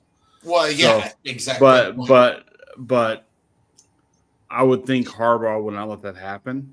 I think he's a bit of a hard ass when it comes to stuff like that. So I could see where maybe that mindset, which is different from what they're used to. Let's face it. I mean, they've been called along being the team to look at for the AFC for the longest time, and they end up like the Cowboys, one and done in the playoffs. So, I could see where they're looking at this thing going, we need to grab them by the throat and keep squeezing until they have no life left in them. And Bryce Young, I feel so bad for that kid, because, yes, he came into the league with a lot of expectations, and he went to Carolina thinking he was going to help turn that thing around, but they've done nothing to build that around him. They've done nothing to make him a better quarterback. And he's going to suffer from having, like with Justin Fields, countless coordinators telling him what works, what doesn't work, and it's going to get all in his head. It's going to fuck him up so bad to where, and by year 5, he may not even be a journeyman quarterback. That's going to suck for him. Yeah, and thinking about who Bryce Young is and everything, as far if they don't, like Cuervo said, get this guy some help, it's going to be a long way, and then his career is going to end up going to amount to jack squat. So, they better do something to watch on that. That being said, before we get to the Arizona game, real quick, Obi, what's your take? Chargers, Panthers, anything enlightening, or just Chargers? You know how I love me. Oh wait, no, don't like me some Jim Harbaugh, but Carolina just looked god awful against the Saints last week. I don't see Carolina winning this game today. I feel like that the Chargers have enough of a run game to control the ball. Harbaugh loves to run the ball, control clock, play some decent defense. I just feel like this is one of those. I feel like this is one of those no-brainer games. I'm going to take the Chargers. Yep. And that being said, so we only get you for one more game. The LA Rams are going on the road. Both teams 0-1. They're playing over in Arizona. The Cardinals, we talked about. We already shown what was being said about their quarterback and everything else. And the last thing they need is a head case, okay? And guess what? They got the head case. They got the head case that's Kyler Murray, and he needs a publicist. I swear to God, this guy needs or someone just needs. Every time he gets with the media, he needs to have this thing in the ear and let someone just kind of say what he needs to say, because this guy doesn't know what he's talking about, when he's talking about it, mainly, Obi, why he's talking about it. And by the way, this is what he said. Just to let everybody know, that is going to go into the locker room. It's going to stay in the locker room. And then Marvin Harrison is going, what kind of bullshit is this? And that's what the situation is. So, Obi, the Arizona not your Arizona Cardinals, but the Arizona Cardinals taking on the Rams. What's your take on what you think you see today? Cardinals need to stop Cooper Kupp. If Cooper Kupp has 21 receptions like he did last week, Cardinals don't stand a chance. And I'm like with you, Sonny. You know, you and I were like I said.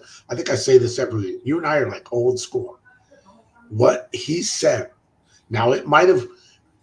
It was kind of taken out of context. We don't know that, but just the stuff that's out there in the locker room, it's being read. It's other players are seeing this, and this again, I can't remember if I sent it to you guys or I sent it to a couple other guys, but again, this just shows me that Kyler Murray is not a leader, and you need to have a quarterback, a player on your team that is a leader. He's not that guy. He's always worried about, pretty much if you kind of read in between the lines of what he said, it's kind of, I feel like it's not about Marvin Harris, it's about me. It's all about me. Well, hey, guess what? I'm pretty sure that team is not spelled with an I. Right? So Spell me though. You spell me though. What? You can spell me though. Yeah, you can't spell me. Well, backwards. Yeah. Right. So I just feel like that it might not show up today. We don't know, but I just feel like that quote, that broken up quote, is going to come back and haunt this team all year. Just because the way Kyler is. No. Cuervo's shaking his head no. Okay. No, he's talking to his. He's talking to him. No, honey, I picked the Broncos. I really did. No, I didn't.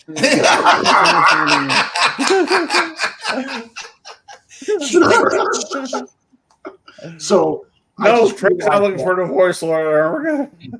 I think this is step one. It might be a small step, but I think this is step one to solidify what I've been saying about Kyler Murray. He's not the guy. He's never has been the guy. He's the guy that he's going to quit on this team when it doesn't go his way. He's not going to show his leadership. He's already done that, though. This is not step one anymore. Maybe step two. Step one of this. Step like 15 right now. So yeah, Carolina. I mean, the Rams. They played tough against Detroit last week. It was sad. Won the game. It was sad that Puka got hurt, but Cooper Kupp is, I think, back to old Cooper Kupp. And the guy, he's not fast, but he runs great routes. He's elusive. I just feel like that, and I think the Rams have enough of a running game to, be okay with this game. So I picked the Rams today. Cuervo, when you're looking at this one, what's your take up on what you're seeing? Is Arizona capable of turning around? After we talk about off the field problems, they are always there when it talk. Especially with Kyler Murray. What he said this week, is that going to be a big distraction going to week 2 to where it affects what you see on the football field, or have they kissed and made up, but maybe not have forgotten? I don't know. What's your take? No, I think Kyler really caused some damage in that locker room. I really do.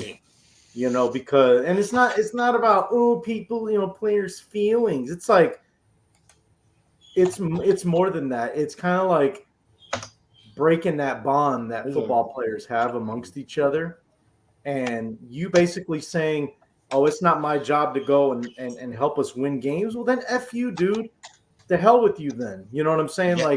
I think there's like a part of a loyalty thing that's been broken there, because for Kyler to go out and talk about what's his job and what's not his job, ultimately your job is to win football games. It don't matter who you're throwing to. And by the way, for him to say to say it's not my job to feed him the ball when he's Yeah, as it is. open as I saw him? Yes, that is your job. That is definitely your job to read that and make those throws. So don't give me that. And the fact that he says that it shows that he doesn't get it. Yes, it is your job to feed it to him. You know what you're getting in him, Podfather. No, his job is to go play Call of Duty and milk the freaking contract that he got. That's what his job is. You know what the thing is? He doesn't want the accountability. He wants the money.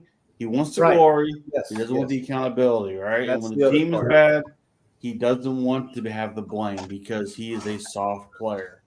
Mentally, not physically, he might be the toughest mother effer we've ever seen, but mentally, he is not there, and he has shown time and time again that look, you might think that because I'm the quarterback of this, you might think I'm the quarterback of this team. Well, that's great, but there's like 50 or 51 of the other players on this team that have the same responsibility I have. No, you don't.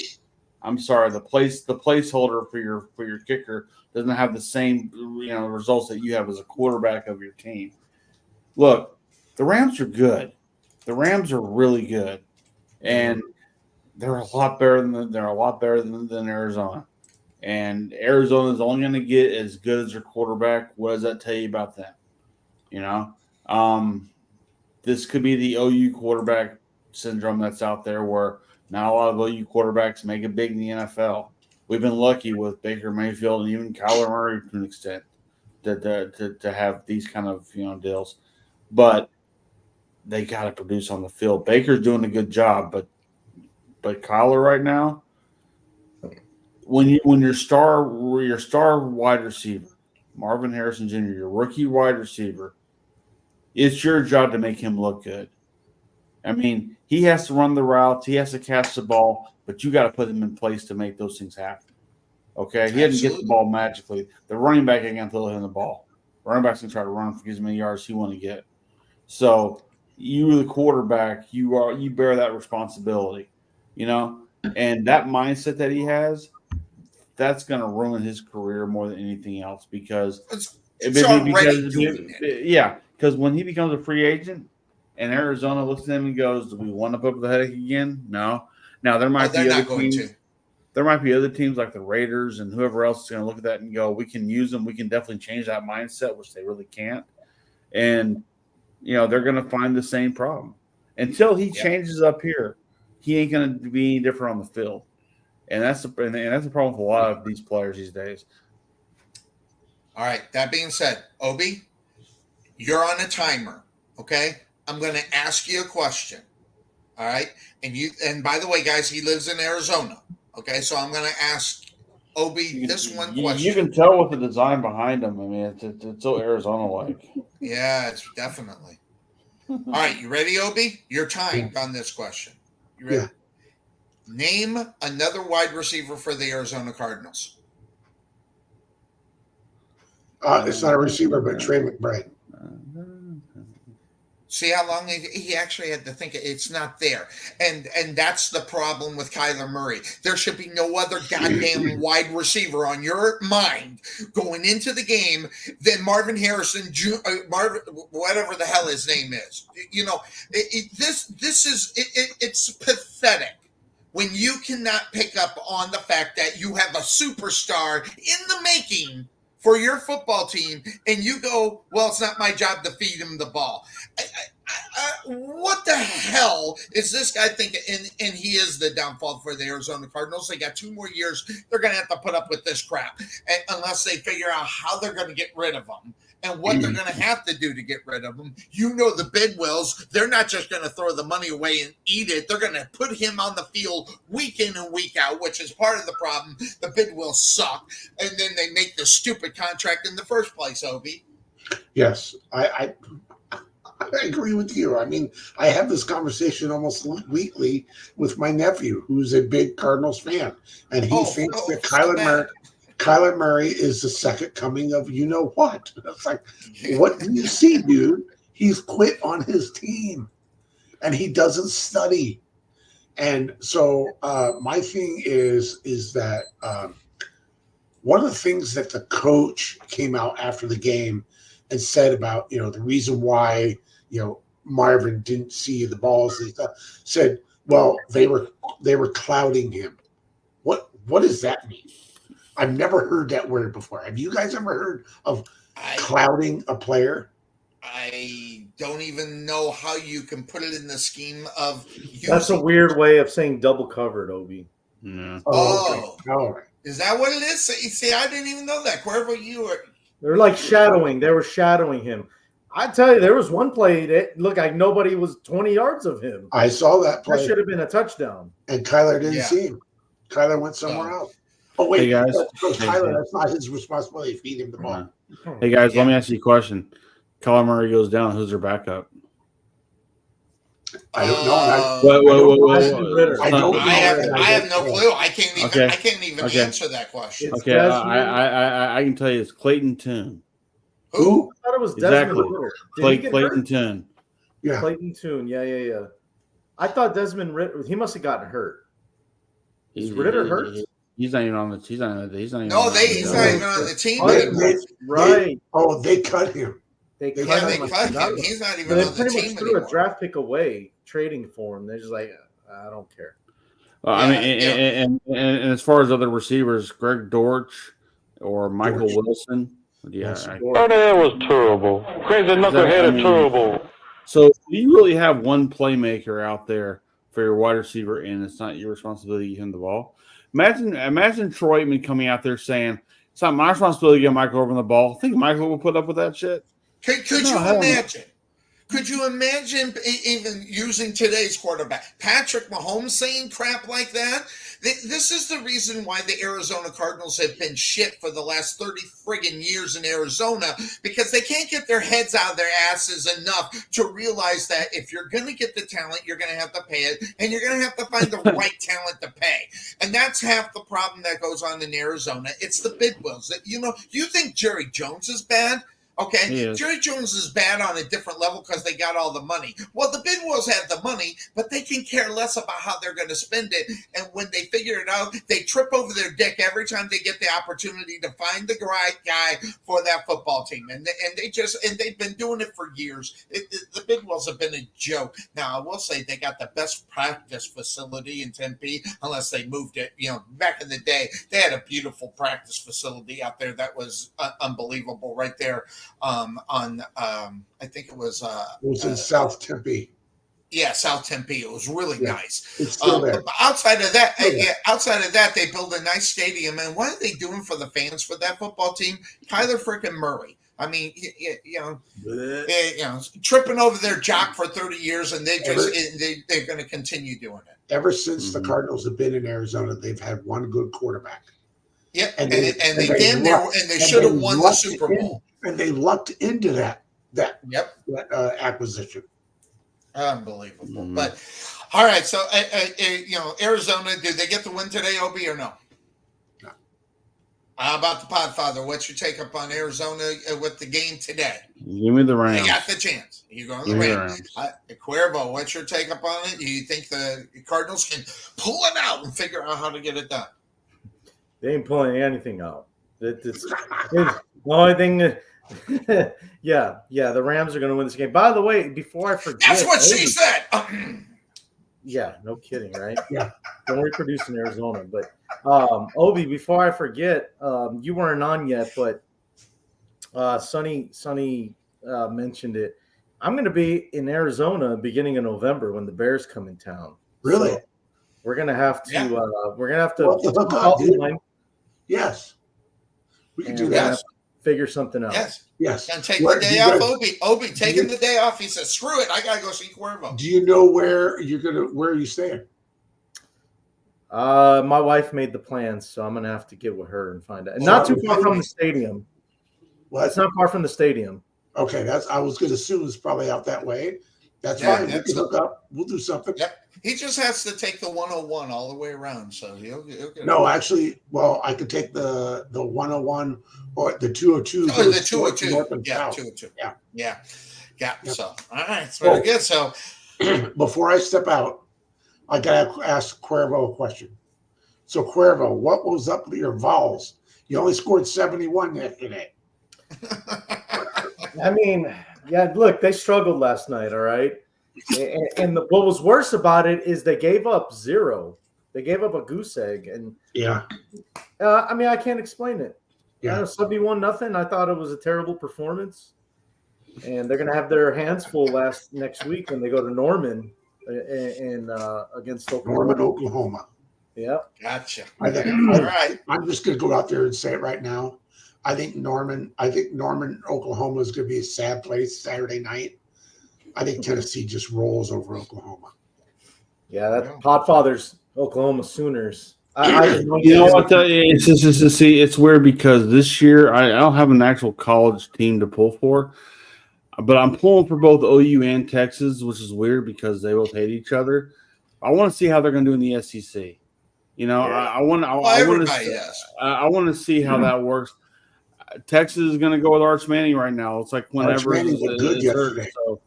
So I mean, we'll have to wait and see what happens. Hear all the excuses. I can't wait. All right, Obi. As usual, Right. good to see you. Jaguars are going to beat the whole. No, they're not. It'll be close and it'll come down the last minute, like it probably is going to happen. So that being said, good to see you, my friend. Hey, Go ahead. see you later. Yep. I got some. All right, Obi, take care. Yep. Yeah, Obi. I got a little bit of news on that game, Sonny. It literally just came down Ted Koppel style. Okay. Oh, I had to take out most of the. There, Reg, I got it. I'm good. So Evan Ingram is out for today for you guys. They were talking about that, how that was going to happen. I read something about that on Thursday afternoon after I listened to Tom McManus's show. So I did go. Yes. So he's officially out. He's not going to play. He's officially out. He injured his hamstring in pregame warmups. Yeah, and he's out. Well, he actually aggravated that in the game or in a practice before that. So, wait, I just get this. There we go. What? I sent that before I came in. I see. I missed it. I just saw it. No, it just popped up. I literally saw it pop up just now. Well, no, I know, but I just saw it to get it to pop up. So there you go. That being said, okay. All right. So that was weird. Hey, by the way, real quickly, AJ Brown's out for the Eagles today as well. Yes, he is. And Hollywood Brown is gone for the season for the Chiefs as well. He's talking about AJ Brown for the Philadelphia Eagles. Yeah, well, I know, but I'm just switching it over again. Another one, Hollywood Brown. You don't say no. Listen to me. You know that. Out for that. So now that being said, what we got to do. We have to take a break. All right, so we're going to take the break, and it's going to be a 3-minute and 30-second break. And I've tripped over this video. First of all, there's when it comes to football and men. Okay, I want to set this up. When it comes to football and men, okay. All right. We go very good together. Yeah, perfectly. But when you bring in a woman, when you bring a woman in who doesn't really get it, we don't listen to them. Okay. So, but when you bring a woman who knows what they're talking about, okay, that's I love listening to them. And then when they're sexy as all get out because they know sports, it makes them even more sexy. That's what we're seeing in here as far as today's show. Watch this lady. She is a cracked up. Give me 1 second, and then we'll be back after her 3-minute NFL meeting week number 1. Take a look. Okay, this week we had to watch some pretty atrocious quarterback play. Bryce Young, Will Levis, and Daniel Jones all contributed to their team sucking. I would say Caleb Williams, but he didn't contribute at all. The oil shortage in America could be solved with how much the Bears were gassing up Caleb Williams. Green Bay, while you're here, let's start with your game. Philly, get in here. I would like to thank you both for making the trip all the way to Brazil. We're trying to bring football to places that have never experienced it before. Next year, we're traveling to Charlotte, North Carolina. Question, is it true you guys flew through the Bermuda Triangle? Aaron Rodgers would have lost his mind. Can we please talk about how we lost our quarterback because we played on Brazil's turf and it's terrible? Will you just calm down? Jaden Reed now has 9 touchdowns in his last 8.5 games. He would have 10 if Green Bay knew how to count. Green Bay also had another missed field goal. By now, even Angel Reese has a better field goal percentage than your kickers. Okay, moving on. Baltimore and Kansas City, get in here, please. The Ravens had 5 illegal formation penalties. The rest of the NFL this weekend had 15. Where is Ronnie Stanley? He left early. Kansas City, congratulations on fixing your wide receiver problem. Xavier Worthy looks like the real deal. Yeah, listen, We fucked up. Wow, first Mahomes and now Xavier Worthy. You guys are really killing it. And lastly, Isaiah Likely will be fined for swearing at fans out of the tunnel. Unfortunately, that is the second time this week that he crossed a line. Can we talk about Caleb Williams now? Do you guys know he's the first #1 overall quarterback to win his debut since 2002? He got absolutely carried by the rest of your team. Yeah, calm down, Tyrese Halliburton. Okay. Jamison Williams had more receiving yards than your quarterback had passing yards. You guys are just jealous. All right, Wilfred, just shut up. Somebody get Shane Waldron in here, please. Yeah. Okay, Shane, who runs a screen pass on 3rd and 29? First time. I would. Luke, get out. Guys, we are so back. Oh, here we go. Derek Carr played well. Alvin Kamara looks great. Clint Kubiak's scheme is actually fun to watch. Much better than Pete Carmichael. Have you guys ever heard of pre-snap motion? Dennis Allen's defense is still elite, and the Falcons lost. Just so long as he doesn't apologize for scoring too many points again. I would like to apologize for scoring too many points. Okay, moving on. It's time to talk about the worst quarterback maybe ever. Oh, did you want to... No, please. There should be no confusion with this. At least the Panthers have their first-round pick this year. They're going to need it. Okay, let's just start with DJ. Since he signed his contract, Daniel Jones now has more touchdown passes to opposing defenses than to his own offense. That might be the worst quarterback contract of all time. Saquon now has more touchdowns as an Eagle than Daniel Jones as a Giant his past 2 seasons. Is there anything good you can do? Grew a beard. The Giants and Panthers are playing in Germany this year. The Germans are taking it as a declaration of war and punishment for World War II. Can we talk about the officiating? That was a terrible roughing the passer call. Look, just because our quarterback doesn't sacrifice his body like yours does. Marvin Harrison Jr.'s open again. Where? Oh, before we move on, Kendrick will be performing the halftime show. I know a lot of you said we disrespected Lil Wayne, but this was the only way to get Lamar to the Super Bowl. Between this news and Kirk Cousins being awful, this is just not a good week for Drake. All right, just a couple more games, guys. Let's do the AFC North. The only team to not score a touchdown is on top of the division. Well, how the turntables. Awful news for Falcons fans. Arthur Smith woke up today. That was also true a year ago. I can't believe I'm saying this. Please get Arthur Smith in here. Man, we looked good out there this week, didn't we? What did I say? 3rd and 6, Cordell Patterson, all day. Arthur. Did the jerseys look a little different to you this year, though? You do know you're coaching the Steelers, right? Oh, my God. Look, before you say anything about our game, I just want to say... Before you say anything, is it on the Week 1 blame checklist? Your Week 1 blame... It's the list of things you blamed your Week 1 losses on. So far, we have too tough of an opponent, too easy of an opponent, Joe Burrow not having good training camp, bad weather, Joe Burrow not healthy, Joe Burrow not healthy, Joe Burrow not healthy, and the Browns. Yeah, but if Joe had all his wide receivers... Oh, my God. Somebody get Zach Taylor in here, please. Yes. Why are you not targeting Jamar? Well, he needs to get open first. Maybe I should try more bubble screens. Okay, we're almost done. So Deshaun had a bit of a hard time trying to get into rhythm. Get into rhythm? Tom Brady's broadcasting voice had better cadence. Maybe you should try Pilates. That worked for me. We might owe Bill O'Brien an apology. Okay, and lastly, there were some concerns Aaron Rodgers wouldn't be regular season ready, but he just lost to the 49ers, so he's already in postseason form.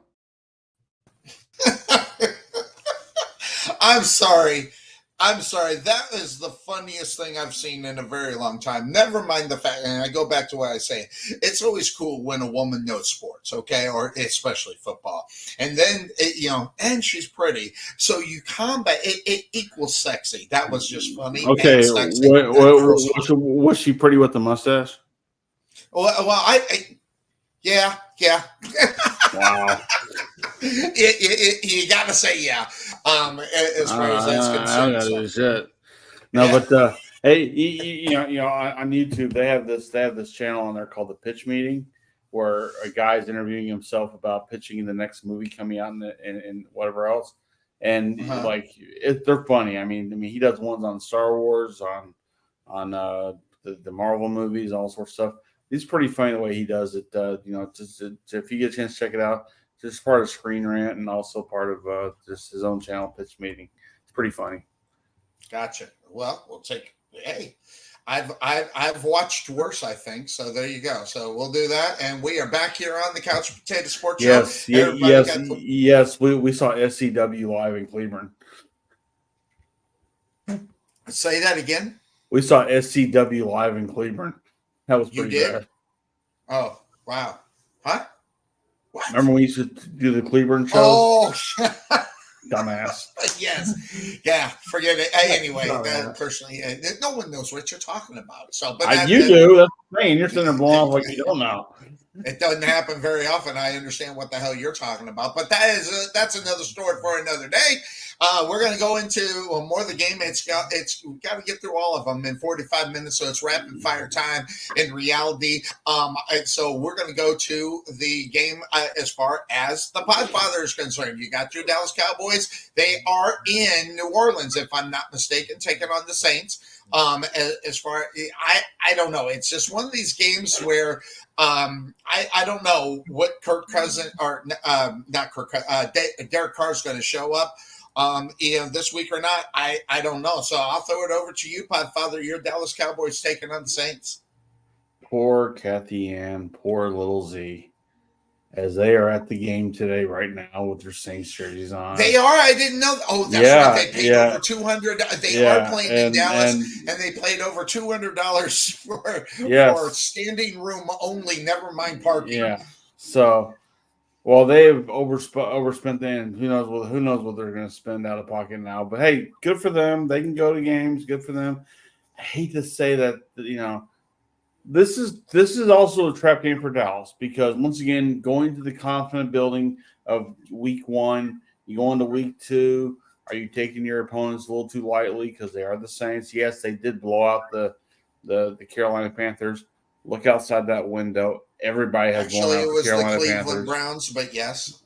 No, when the Saints beat the Carolina Panthers. Oh yeah, that's right. Yeah. Pay attention, Sonny. Okay, shut up.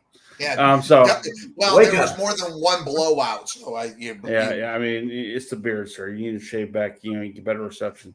Anyway, listen. I threw out a great Bad Santa picture of you as Santa from whatever. Mm-hmm. And Bad Santa, like Billy Bob's Bad Santa. Yeah. Did you see that? I'll grab it up. I'll throw it up on the screen. Give me a second. But yeah, sad. No, but no.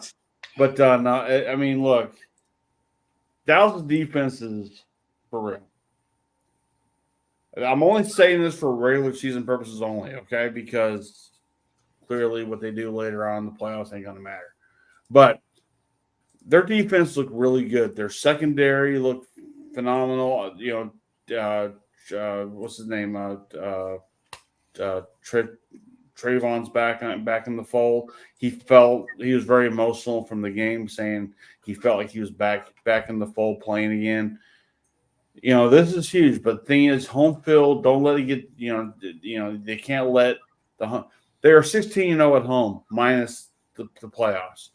They are 16-0 at home right now, which is weird for me to say because they should not be a great road team. I mean, a good home team. So for them to continue on, they're playing a very mediocre team. They should be able to do what they did to the Browns last week and do the same to the Saints. Give me the Cowboys. Cuervo, when you're looking at this one, two blowouts that were there. That being said, I don't know which one was more impressive. What's your take up on what you think you're going to see here in today's game? I mean, I think you're going to see. I think Dallas going to play a solid game. I really do. Just because I think I underestimated what this offense was going to look like, with no true running game. I mean, Zeke Elliott, come on. What can you really expect from Zeke nowadays? But I mean, honestly, he averaged 4 yards a carry. So that's for what you're going to for what little you gave him the ball and everything else. I mean, you got a serviceable enough running back to move the passing game along, which is weird to say. Yeah. So, but again, you're not going to get 120 yards a game from him. So no, roll it out. You might be lucky to get half of that from him, but right. Yeah, I honestly, I think the Dallas defense they're gonna eat again today. I think they're gonna get to Derek Carr. They're gonna create some takeaways. I can see another Trayvon Diggs interception today. I could see Micah Parsons really tattooing Derek Carr in the backfield. So I mean, I'm not saying it's going to be a dominant performance, 40-0, but I could see Dallas having their way today, especially on defense. So I like the boys. Everybody's all hyped up. It's a home opener down there in Big D. So I've already seen Brady and Mike Tyson down there talking with Jerry Jones on the field. So there's a lot of adrenaline going on down there at that stadium already. So I like them boys today. This is the picture he's talking about. I guess he's like a AI expert now. So there we go. Yeah, but I have my drink of choice is Long Island iced tea. So there you go. So, Hey, Popfather, next we'll make a picture of his face with the Dos Equis guy. Right. Got to do that one next. Here. Give me a second. It won't take him long. He found a new toy and he's just on this shit. But No, by the way, no, okay, no. so hold on, don't go anywhere. Today's game, Saints, Dallas Cowboys. Are you ready? You ready, Cuervo? They will blow them out. That'll be 2 weeks in one. They are going to blow them out. I mean, main reason is because of what you said, Cuervo. That defense is going to make Derek Carr make mistakes. And by the way, probably the most mistake-prone quarterback in the NFL based upon expectations that you can possibly have. And then, of course, that being said, that's the name of the show. Dak Prescott, they're at home. Everybody's happy. Even Michael Parsons says, hey, they'll take care of me next year. But what that means is if you don't take care of me next year, I'm out of here. But, Parsons not really, having too much, bad blood, at least publicly about the situation with the Dallas Cowboys and the fact that they did not take care of them like they probably should have done. That's just what it was. Why are you sending me that one? Just to show the magic what I've been doing. So. Oh, okay, all right, yeah. So in the chat, the AI stuff, and plus it's all over his page too. So there we go. It actually looks pretty good. Yeah, it looks just like him. I got a bunch of them, but it's a lot of fun to fuck with. So there you go. All right. So Dallas Cowboy, everybody right now on Dallas as far as that is concerned. So that will take us into the next game as far as what you're going to see in the NFL, the games that we're going to cover here. And there are certain games that makes you wonder, and then there's not. Tampa Bay is in Detroit, and this is yet another game I don't have a lot to talk about. By the way, say whatever you want about the Rams and the Lions last week. The Rams should have won that football game. But guess what? The Lions get the oomph, the push to go into week number 2 to feel good about themselves because of the check mark underneath the W. That being said, Tampa Bay, listen, say whatever you want. I'm not saying I'm not Baker Mayfield. He played a good football game. Notice how I didn't say he played great. He played a good football game. However, this week, if you're going to beat the Lions, I think he's going to have to play great. I don't know. Cuervo, looking at the Rams and looking at Tampa Bay, what's your take upon what you're seeing this week? So the Lions in Tampa Bay. In Detroit. Yeah, it almost feels like Tampa Bay hasn't really missed a step, even though people said they were going to or that they were going to lose a step. It doesn't really look like they have. I mean, the way they manhandled Washington last week, which you can argue how hard that is, but it really looked like they really just looked like the same Bucs team that we've been seeing for a few years now. Second year with Baker, but keep feeding Mike Evans. I mean, that's the formula, it seems like. So, it's Kyler Murray. Hey, Kyler Murray, feed your superstar. Right. Well, I mean, at least one Oklahoma quarterback gets it, but the other one not so much. So, but no, I still like Detroit. I just think overall, I think they're. It's going to be I see a high scoring game. I see a close game, yeah. When it'll be close, but I think in the end, Detroit's got more firepower offensively, and I think if you're going to try and run a track meet with the Detroit Lions, like you better have some good offense to do it. So I just don't think Tampa's got enough. So I like the Lions, but I see a high scoring game. Well, yeah, think about Tampa Bay scoring 37 last week, and then the Lions scoring 26. When they meet up with each other, the defense is giving up. The Tampa Bay Buccaneers gave up 20 last week. The Lions gave up 20 as well. So, looking at the numbers, you go, wow, I love me some Tampa Bay. If they can score, that's going to be the big question. Podfather, what do you think? By all intents and purposes, Detroit should win this game. I can see Detroit doing the whole bonehead, let's go for it when we shouldn't be going for it, and ruining and like blowing an opportunity. This could be a game that the Lions, screw around and lose. It could very well happen. Baker Mayfield doesn't need to play lights out. He's played good enough to stay in the game. He's got the weapons to do that and to stay that way.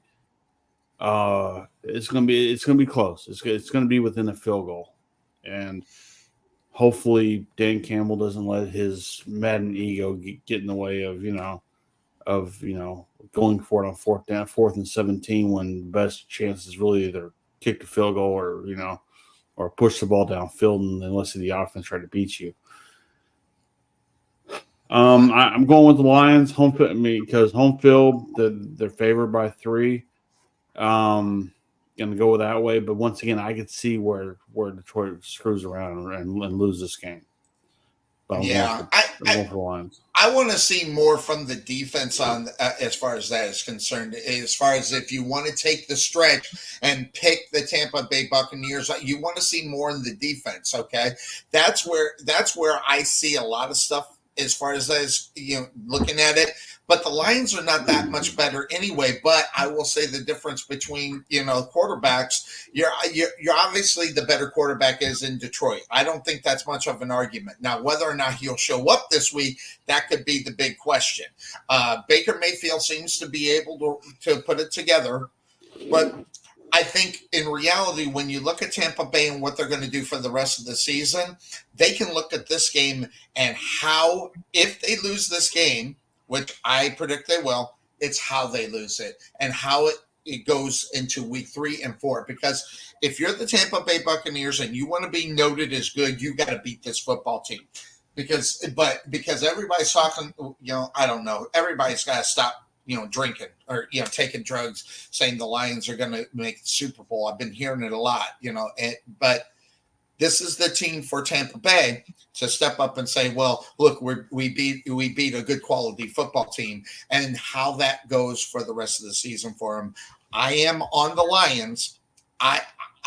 Me personally, I think they're going to win by 7. I think they're going to win by a touchdown in reality. That's not much of a stretch. They are at home. And if Baker Mayfield makes that one bad play, the 7 points means nothing. So I'm on Detroit. Go ahead, Podfather. I got nothing. You look like you wanted. Oh, it looked like you wanted to say something. I want to make sure you had the opportunity. So right now, at least in these 3, as far as the picks are concerned, we are on the Detroit Lions. Takes us to Indianapolis, which is the game I didn't get to change. I would have one more point, but I did. So that tells everybody, make sure if you make your changes, hit that save button. They go up. The Colts go up against the Green Bay Packers, and the news out of Green Bay, of course, is the fact that expected to miss 3 to 6 weeks are their starting quarterback for the Packers, and the guy who got paid the big bucks, Cuervo, Jordan Love. Take it, not in there. What are the Green Bay Packers' chances of getting the victory today? Not looking good. It's not, and not because I'm a Packer hater. It's just, look, if Jordan Love is playing, as much as I'd throw up in my mouth, I'd be picking Green Bay to win. But with him out, I mean, I don't know. Come on, Malik Willis. What are we talking about here, guys? Mm-hmm. Exactly. The Green Bay Packers scores 29 points last week. You can expect 7 this week. And so before I kick it on over to the Podfather, I'm going to say it again. this is going to be a blowout game. They're going to kick the holy hell out of them in reality when this game is up. Yes, I know where they are. I know where they're playing, but I don't even think the ghost of Lambeau can help this football team this week. Cuervo, go ahead. Or Podfather, go ahead. Well, I mean, I did have the Packers picked originally, and then once you showed me he's out 3 to 6 weeks, that changed my pick. You hit save. I did. Yeah, unlike some people here who didn't do that. No. Look, so bad too. I mean, I was cussing through the whole game. Here's the thing. I have a hard time thinking that the team is only good for that one or two players on their team that takes the. But then we saw what happened with the Browns last week, so that ruins that. Absolutely. Good point. Wills got in the game at the very end of last week's game against the Eagles, and don't expect much from a guy just walking onto the field with the last drive happening. This ain't Hollywood. So, he got lit up, big shock, and he gonna get lit up by the Colts. The Colts need this win, by the way. The Colts need this win to have a little bit of confidence for the season. And they're licking their chops right now. They're sitting there going, "Look, we got a quarterback who can't play, so let's own him. Let's do what we got to do." Because he probably can't play, but let's face it, he hasn't played. And you know how Green Bay is with their quarterbacks. As long as they got their one big starter, you ain't gonna see the backup ever. So, this is Willis's chance to shine, though. This is his chance to come out and tell the NFL, "Look, I'm here. I may not be with this team very much longer after this year. So if I can put out a good auditioning tape right now, this is the game to do it with." But the Colts might not be the best team for him, though. He needs a team like Carolina to showcase his talents, and the Colts aren't Carolina. So give me the Colts. Watch out for Anthony Richardson. 14 points in the fourth quarter last week. All right, so if the Colts can score, which it looks like they're going to be able to do this year. And listen, Cuervo, I'm not shocked to see Richardson playing as well as he did last week. And and there's an opportunity for him to be the only really person to watch on this game in this game. His progression in this game can be kind of written to what we can see for the rest of the year from him. What's your takes up on Anthony Richardson, what you saw him last week, seeing his numbers and his potential of being a good quarterback for the rest of the season? Yeah, I think the potential is definitely there. He shows that he's got a hell of an arm. He can make plays, with his arms and with his legs. I'll be honest, I didn't think he was going to turn out to be a very good quarterback in the NFL, but the little time that we saw him last year and in last week against Houston, I was not exactly right about that one. I don't think but the problem is going to be the problem for him is going to be keeping him healthy. That's going to be the thing. And it's not necessarily, good offensive line, bad offensive line. I just think he needs to learn, again, kind of like a Justin Fields, Lamar Jackson, use your legs as needed, not to make highlight reels and YouTube videos and, be on SportsCenter Top 10 or whatever. He needs to be smart about how he plays the quarterback position, because that, you want to be able to survive in this league, and you want to be able to play for a long time. And if he's going to be running around getting beat up, look at Cam Newton. Cam Newton was on top of the world in 2015, and then it all came crashing down. Not even 4 years later, because of how beat up physically he was getting. It was too much running around, guys. I don't care what size you are. Cam was a big dude, but you can only absorb so many hits before it takes a toll on your body. So for today, though, I like Indy to win. I don't think it's going to be a blowout, but I think they'll do enough to get the win. Gotcha. So looking good. That being said, now I want to get to this game because I want to spend a little time of it because this man is here. So we're going to sit and go to Sunday night football because we're going to talk about the Chicago Bears. I mean, and we kind of briefly talked about it before the show. At the beginning of the show, what we saw last week compared to this week. But we also get Houston. He disappears when I'm going to talk about his team. What the heck is this? And I thought you were going to switch. I thought you were going to change your clothes or something. I don't know. But he's frozen. Oh, try to push some. We mentioned the Bears. He freezes. But, he knows what kind of game this is. Evidently, I don't know. So that being said, what we will do, Podfather, is we'll go ahead and we'll kick him out of the studio for right now. And then see if he can get back in and get that squared away. We'll go to the next game, and then we'll come back to the Chicago Bears. Houston, yeah. So San Francisco and Minnesota. In Minnesota, I don't have a lot to say about it.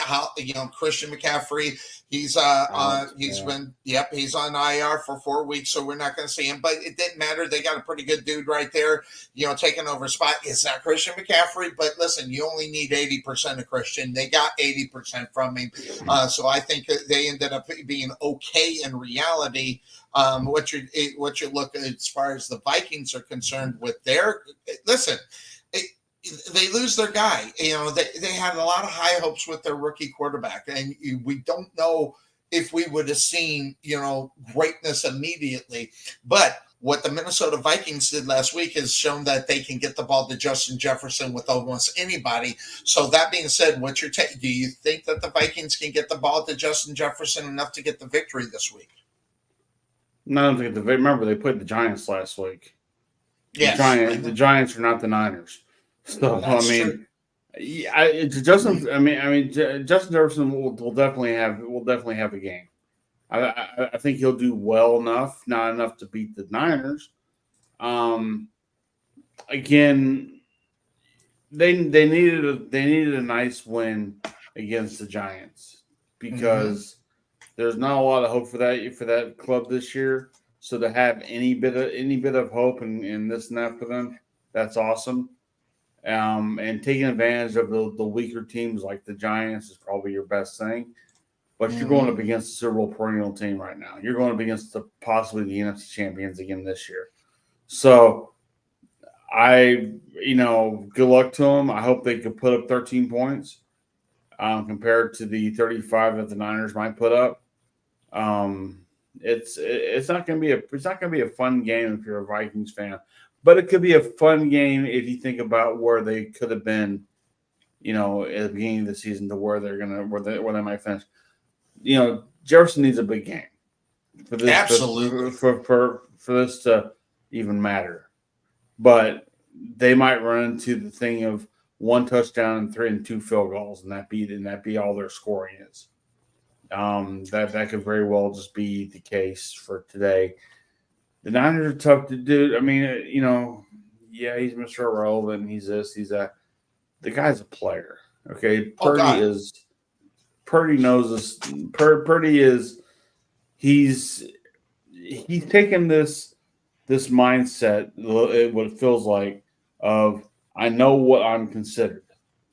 This is what I am. And he's a student of the game. He has taken that team on his shoulders. And let's face it, he's got a good team around him to do that with. Absolutely. Especially now you put Brock Purdy on the Vikings, you might have a different Brock Purdy. Okay? But don't get me wrong, he'd love to have Justin Jefferson as well as a receiver. Absolutely. Yeah. You put him on the Carolina Panthers. Carolina Panthers are no different than what they are now. So, I mean, he's very fortunate to have that. He's kind of got that Brady complex. There he is. He's got the Brady complex. He has good players around him to grow with them. And I think that's going to help Purdy out in the long run. Give me the Niners over the Vikings. Yeah, I just think that it's a tale of two teams in reality.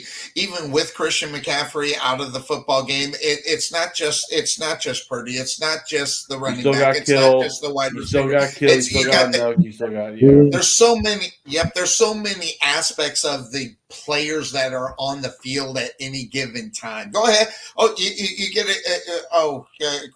Cuervo's got a telephone call. I think he's talking to Everflux. That's what it is. He's talking to Everflux. So we'll get to him in a second. But when you got not just one person, two people, I mean, you can go down the list on what's going on in San Francisco taking on the 49ers in reality. So that having been said, when you got that many playmakers on your football team and the team that you're playing only has one, it just takes away from the effectiveness on what you think you can do from play in and play out in reality. So here's it might just be me. They're going to blow them out. Yes, even with Justin Jefferson. Justin Jefferson might get 300 yards or 200 yards and 2 touchdowns, but that's all they'll get.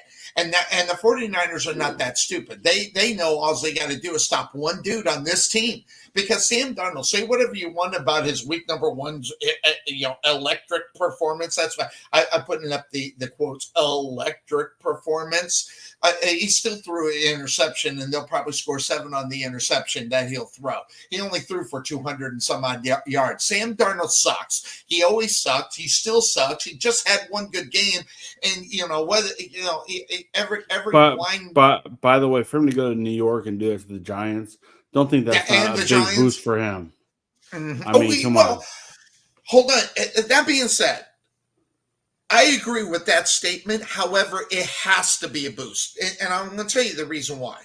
Because he should have that kind of game against them, regardless of what it is and who he is and where he is now compared to early in his career to where he is now.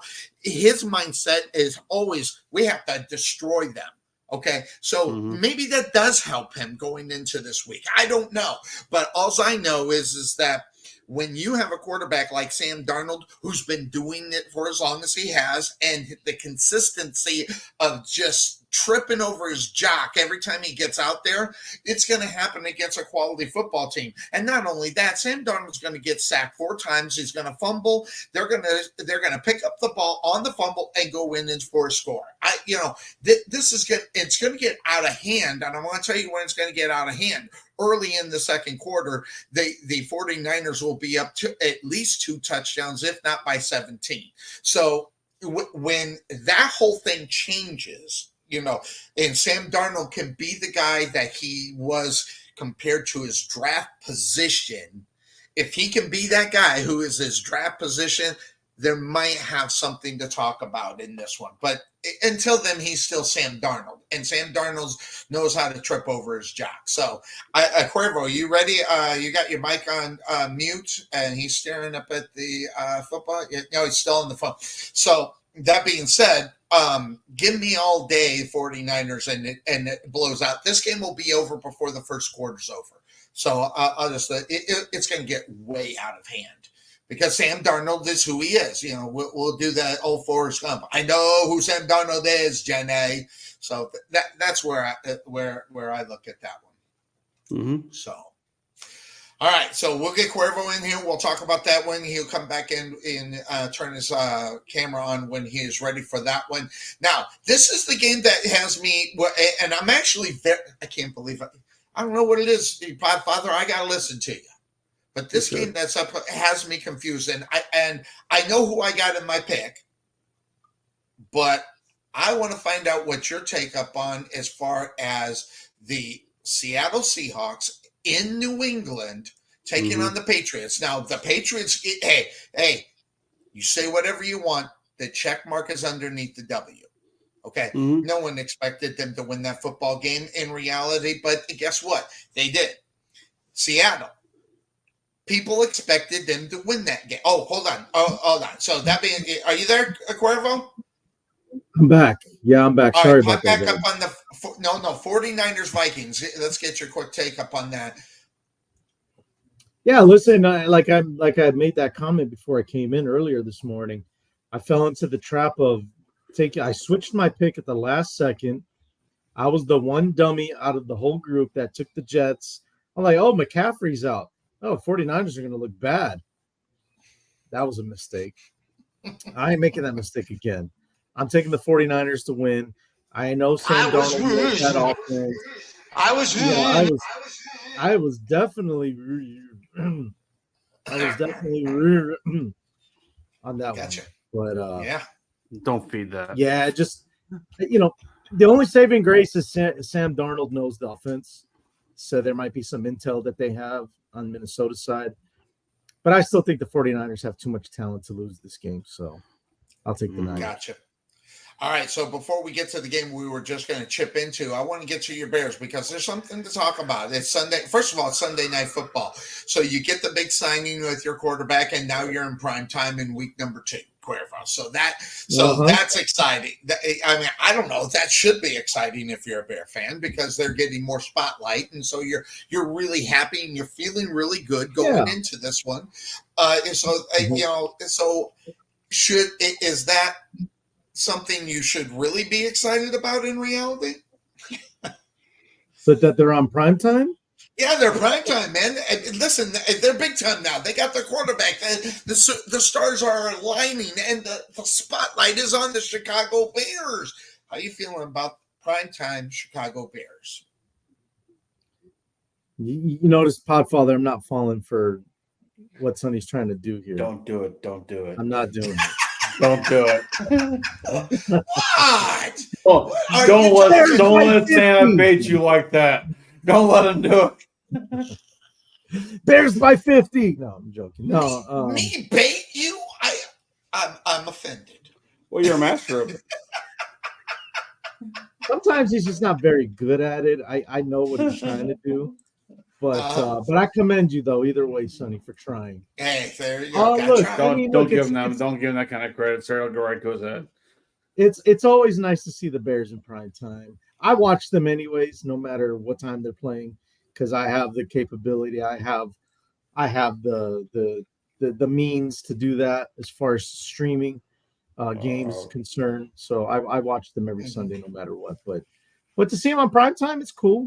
Everybody gets to see what the offense is going to look like, what the future of this team is going to look like. I just hope they don't, show their ass down in Houston tonight. I got a little bet with my boss on this one because he's from Houston, so we'll see what happens. But so we're wearing a Houston Texans hat next week. No, I got to buy him lunch tomorrow if the Texans win. So, and then if the Bears win, he buys me lunch. So, gotcha. Well, last week your new quarterback throws for 64 yards. That's not going to win you a lot of games in the NFL, there, Cuervo. It was not that low, sir. It was like 90 something. But either way, it was a bad game. Yes. Not what you expect for your superstar.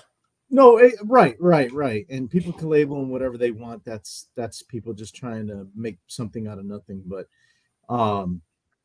look, here's the thing. Even though I know he's the biggest culprit. Even though he didn't throw for 300 and 3 times, but guess what he didn't do? Who could tell me what he didn't do? He didn't lose the game. He didn't lose the game. He didn't turn the ball over. He didn't make any big mistakes. The only one that I would say he should learn from was taking that sack when he was rolling out of the pocket and he got tripped up. Instead of trying to throw the ball away, he took the sack, and I'm like, dude, come on.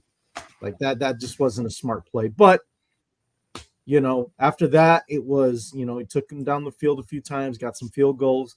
Defense bailed him out. It's more Lovie Smith football right there. But I expect the offense to look a lot better tonight. We'll see who's going to be at receiver for the Bears. Rome Odunze and Keenan Allen are both questionable, which is not good. I definitely expect to see more Cole Kmet tonight. DeAndre Swift, we'll see. Depends on if Waldron wants to run the ball or not. So good point.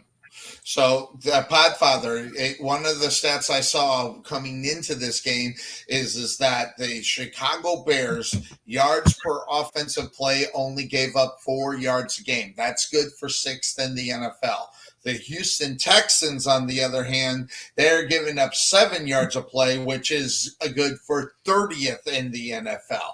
That being said, I just thought I'd throw it out, get your take up on the stat, and then well, we're talking one game too. We're talking one game too. So yeah, I mean, Texans played the Colts last week. Colts showed they can play a little football. I think it was a close game, 29-27.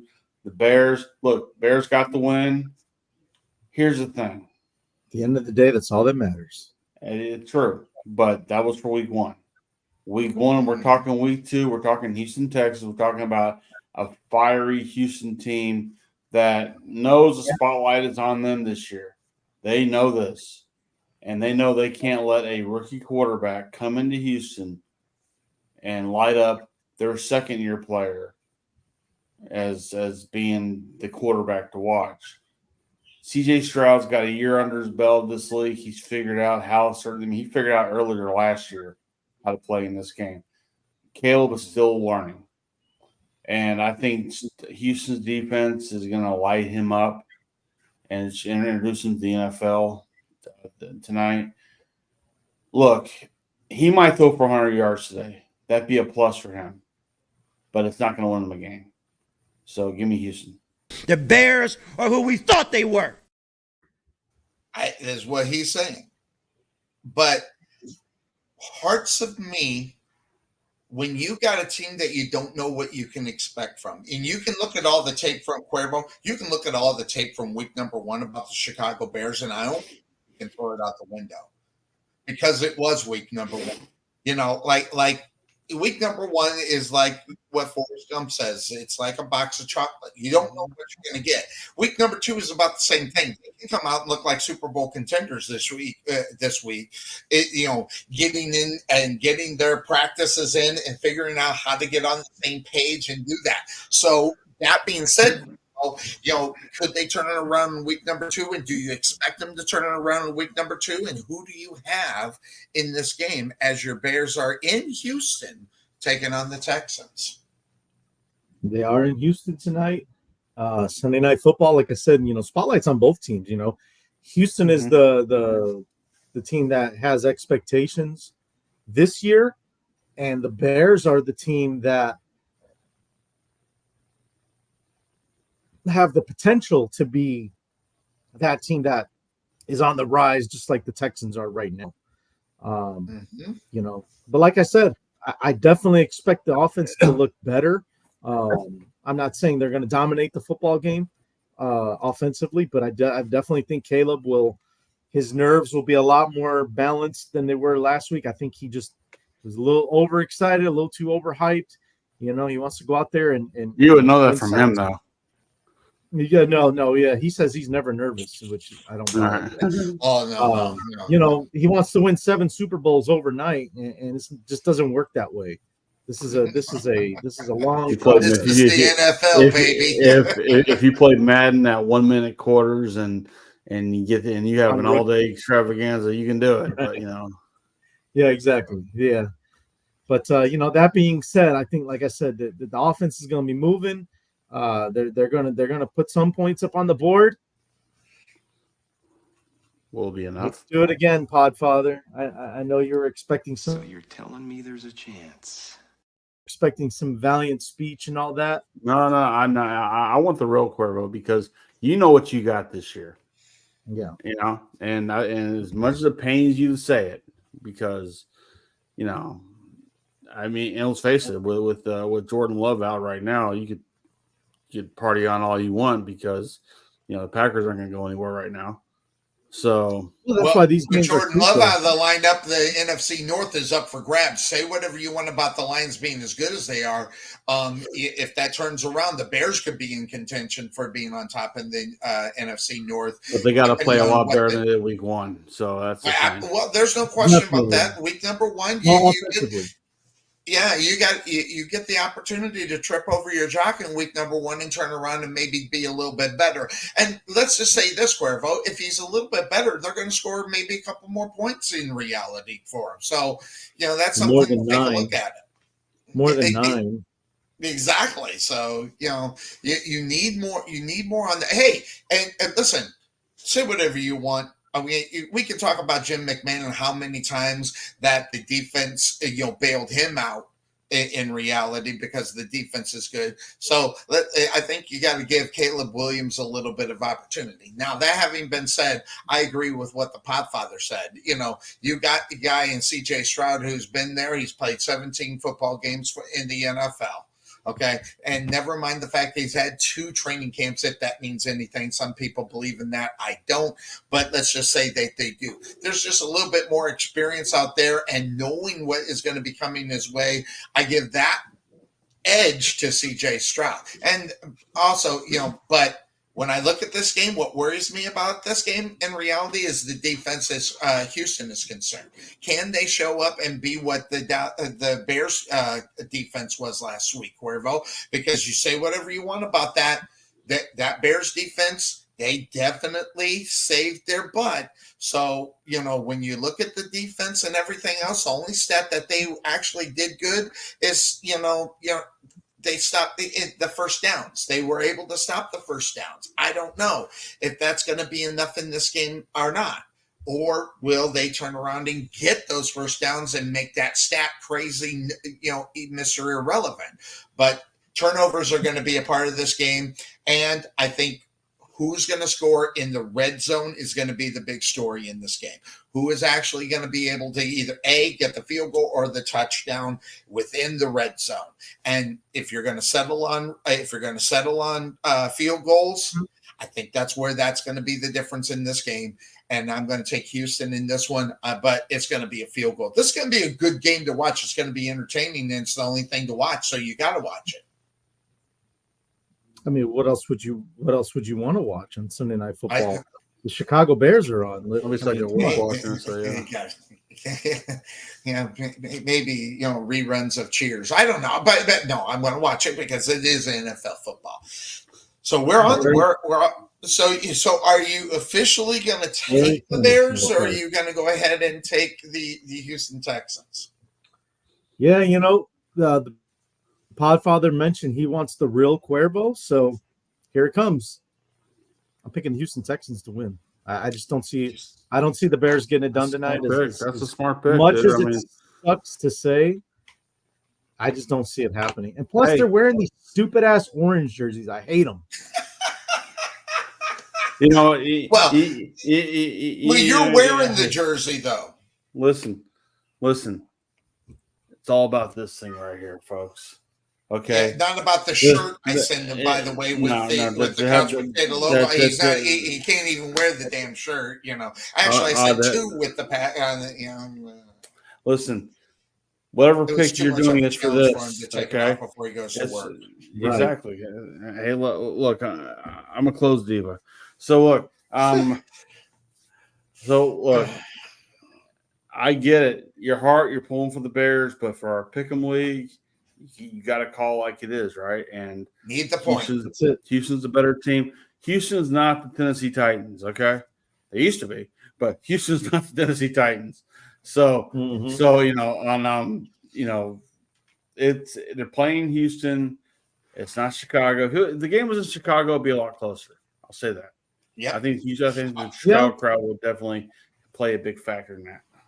I think so too. All right. That being said, we're at the top of the hour. We'll rapid fire the rest of the games so that we're up on top of it. Cincinnati at Kansas City. It's too tough. This one's not too tough. Kansas City. Cuervo, what you got? I like the Chiefs. Cincinnati struggles in September. There's no question. Podfather. Chiefs. All right. The Jets in Tennessee. This one's a tough one. I mean, they're both 0-1, but I don't know. What's your look up on this one, Cuervo?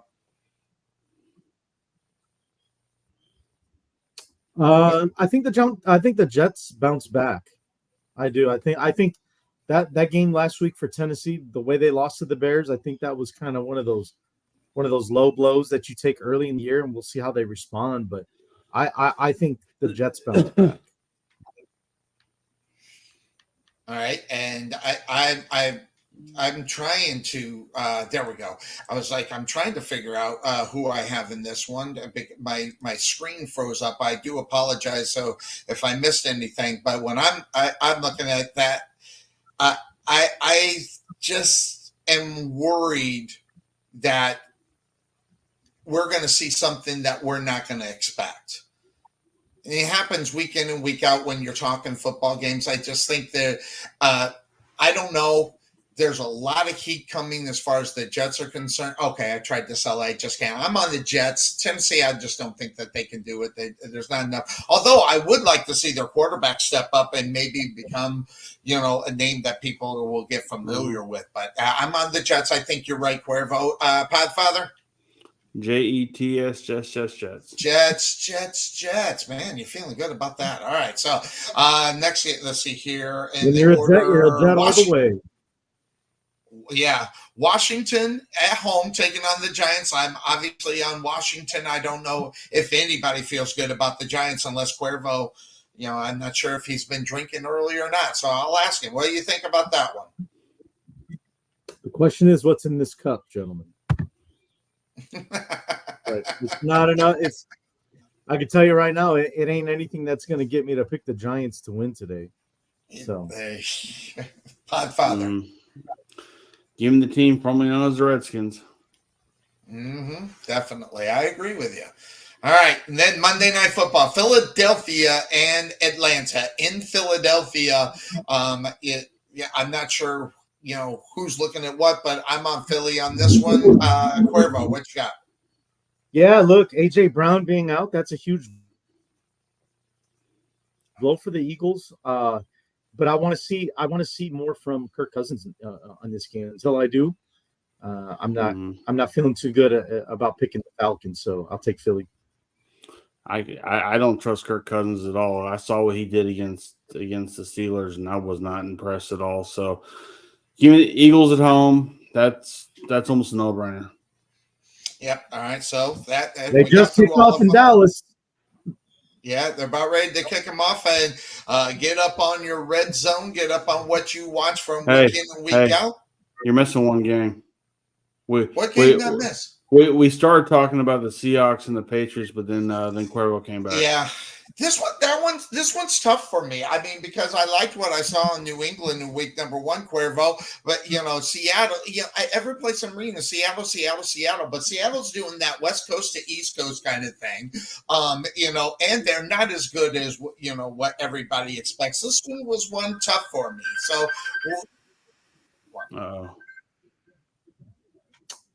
Somebody getting a phone call, kind of like what happened to me.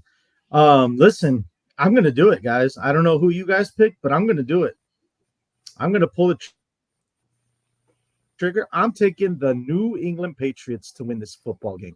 One of the biggest reasons, Kenneth Walker is out for Seattle. So what are they going to do at the running game? Charbonnet, okay. But he's okay. The running game is going to be it's going to be hurt. They're hurting. So I like New England. Well, I can't change my pick, but I'm going to go with the Seattle because game's already started. So game's already started, but if you had your choice right now, thinking about what's going on, would you make the switch? I probably would stick with Seattle. They're favored to win, I mean, they're two of the same teams. So just who's better coached right now, and I mean. The Patriots showed a lot of people last week. Hey, don't go against us, but that can only go so long. And Seattle's one of those teams where they're just a tough out. Yep. So I'm actually going New England. I like what I see. And listen, it's not even about the teams in reality on this one, Cuervo. It's East Coast, West Coast. If they were a good football team, it probably wouldn't matter. But if you think Seattle's a good football team, hey, wonderful. I don't think they are a good football team. I'm not saying they completely suck, but I don't think they're enough to get over the fact that they're going East Coast to West Coast. Then just throw in the fact that the Patriots were not expected to win that football game in week number 1. They showed that they had heart. So that's the reason why I went up on them for that. So, all right. So that's going to do it for us on the Couch Potato Sports Show. It's week number 2 is in the books. We'll see what happens on the bragging rights and who moves up, who moves down. God, I don't hope I'll go down. Anyway, that being said, Cuervo, anything before we're out of here, my friend? Yes. I don't know if Bryce goes back and he watches the show, after he gets off or whatever. He just likes to see what was said or whatever.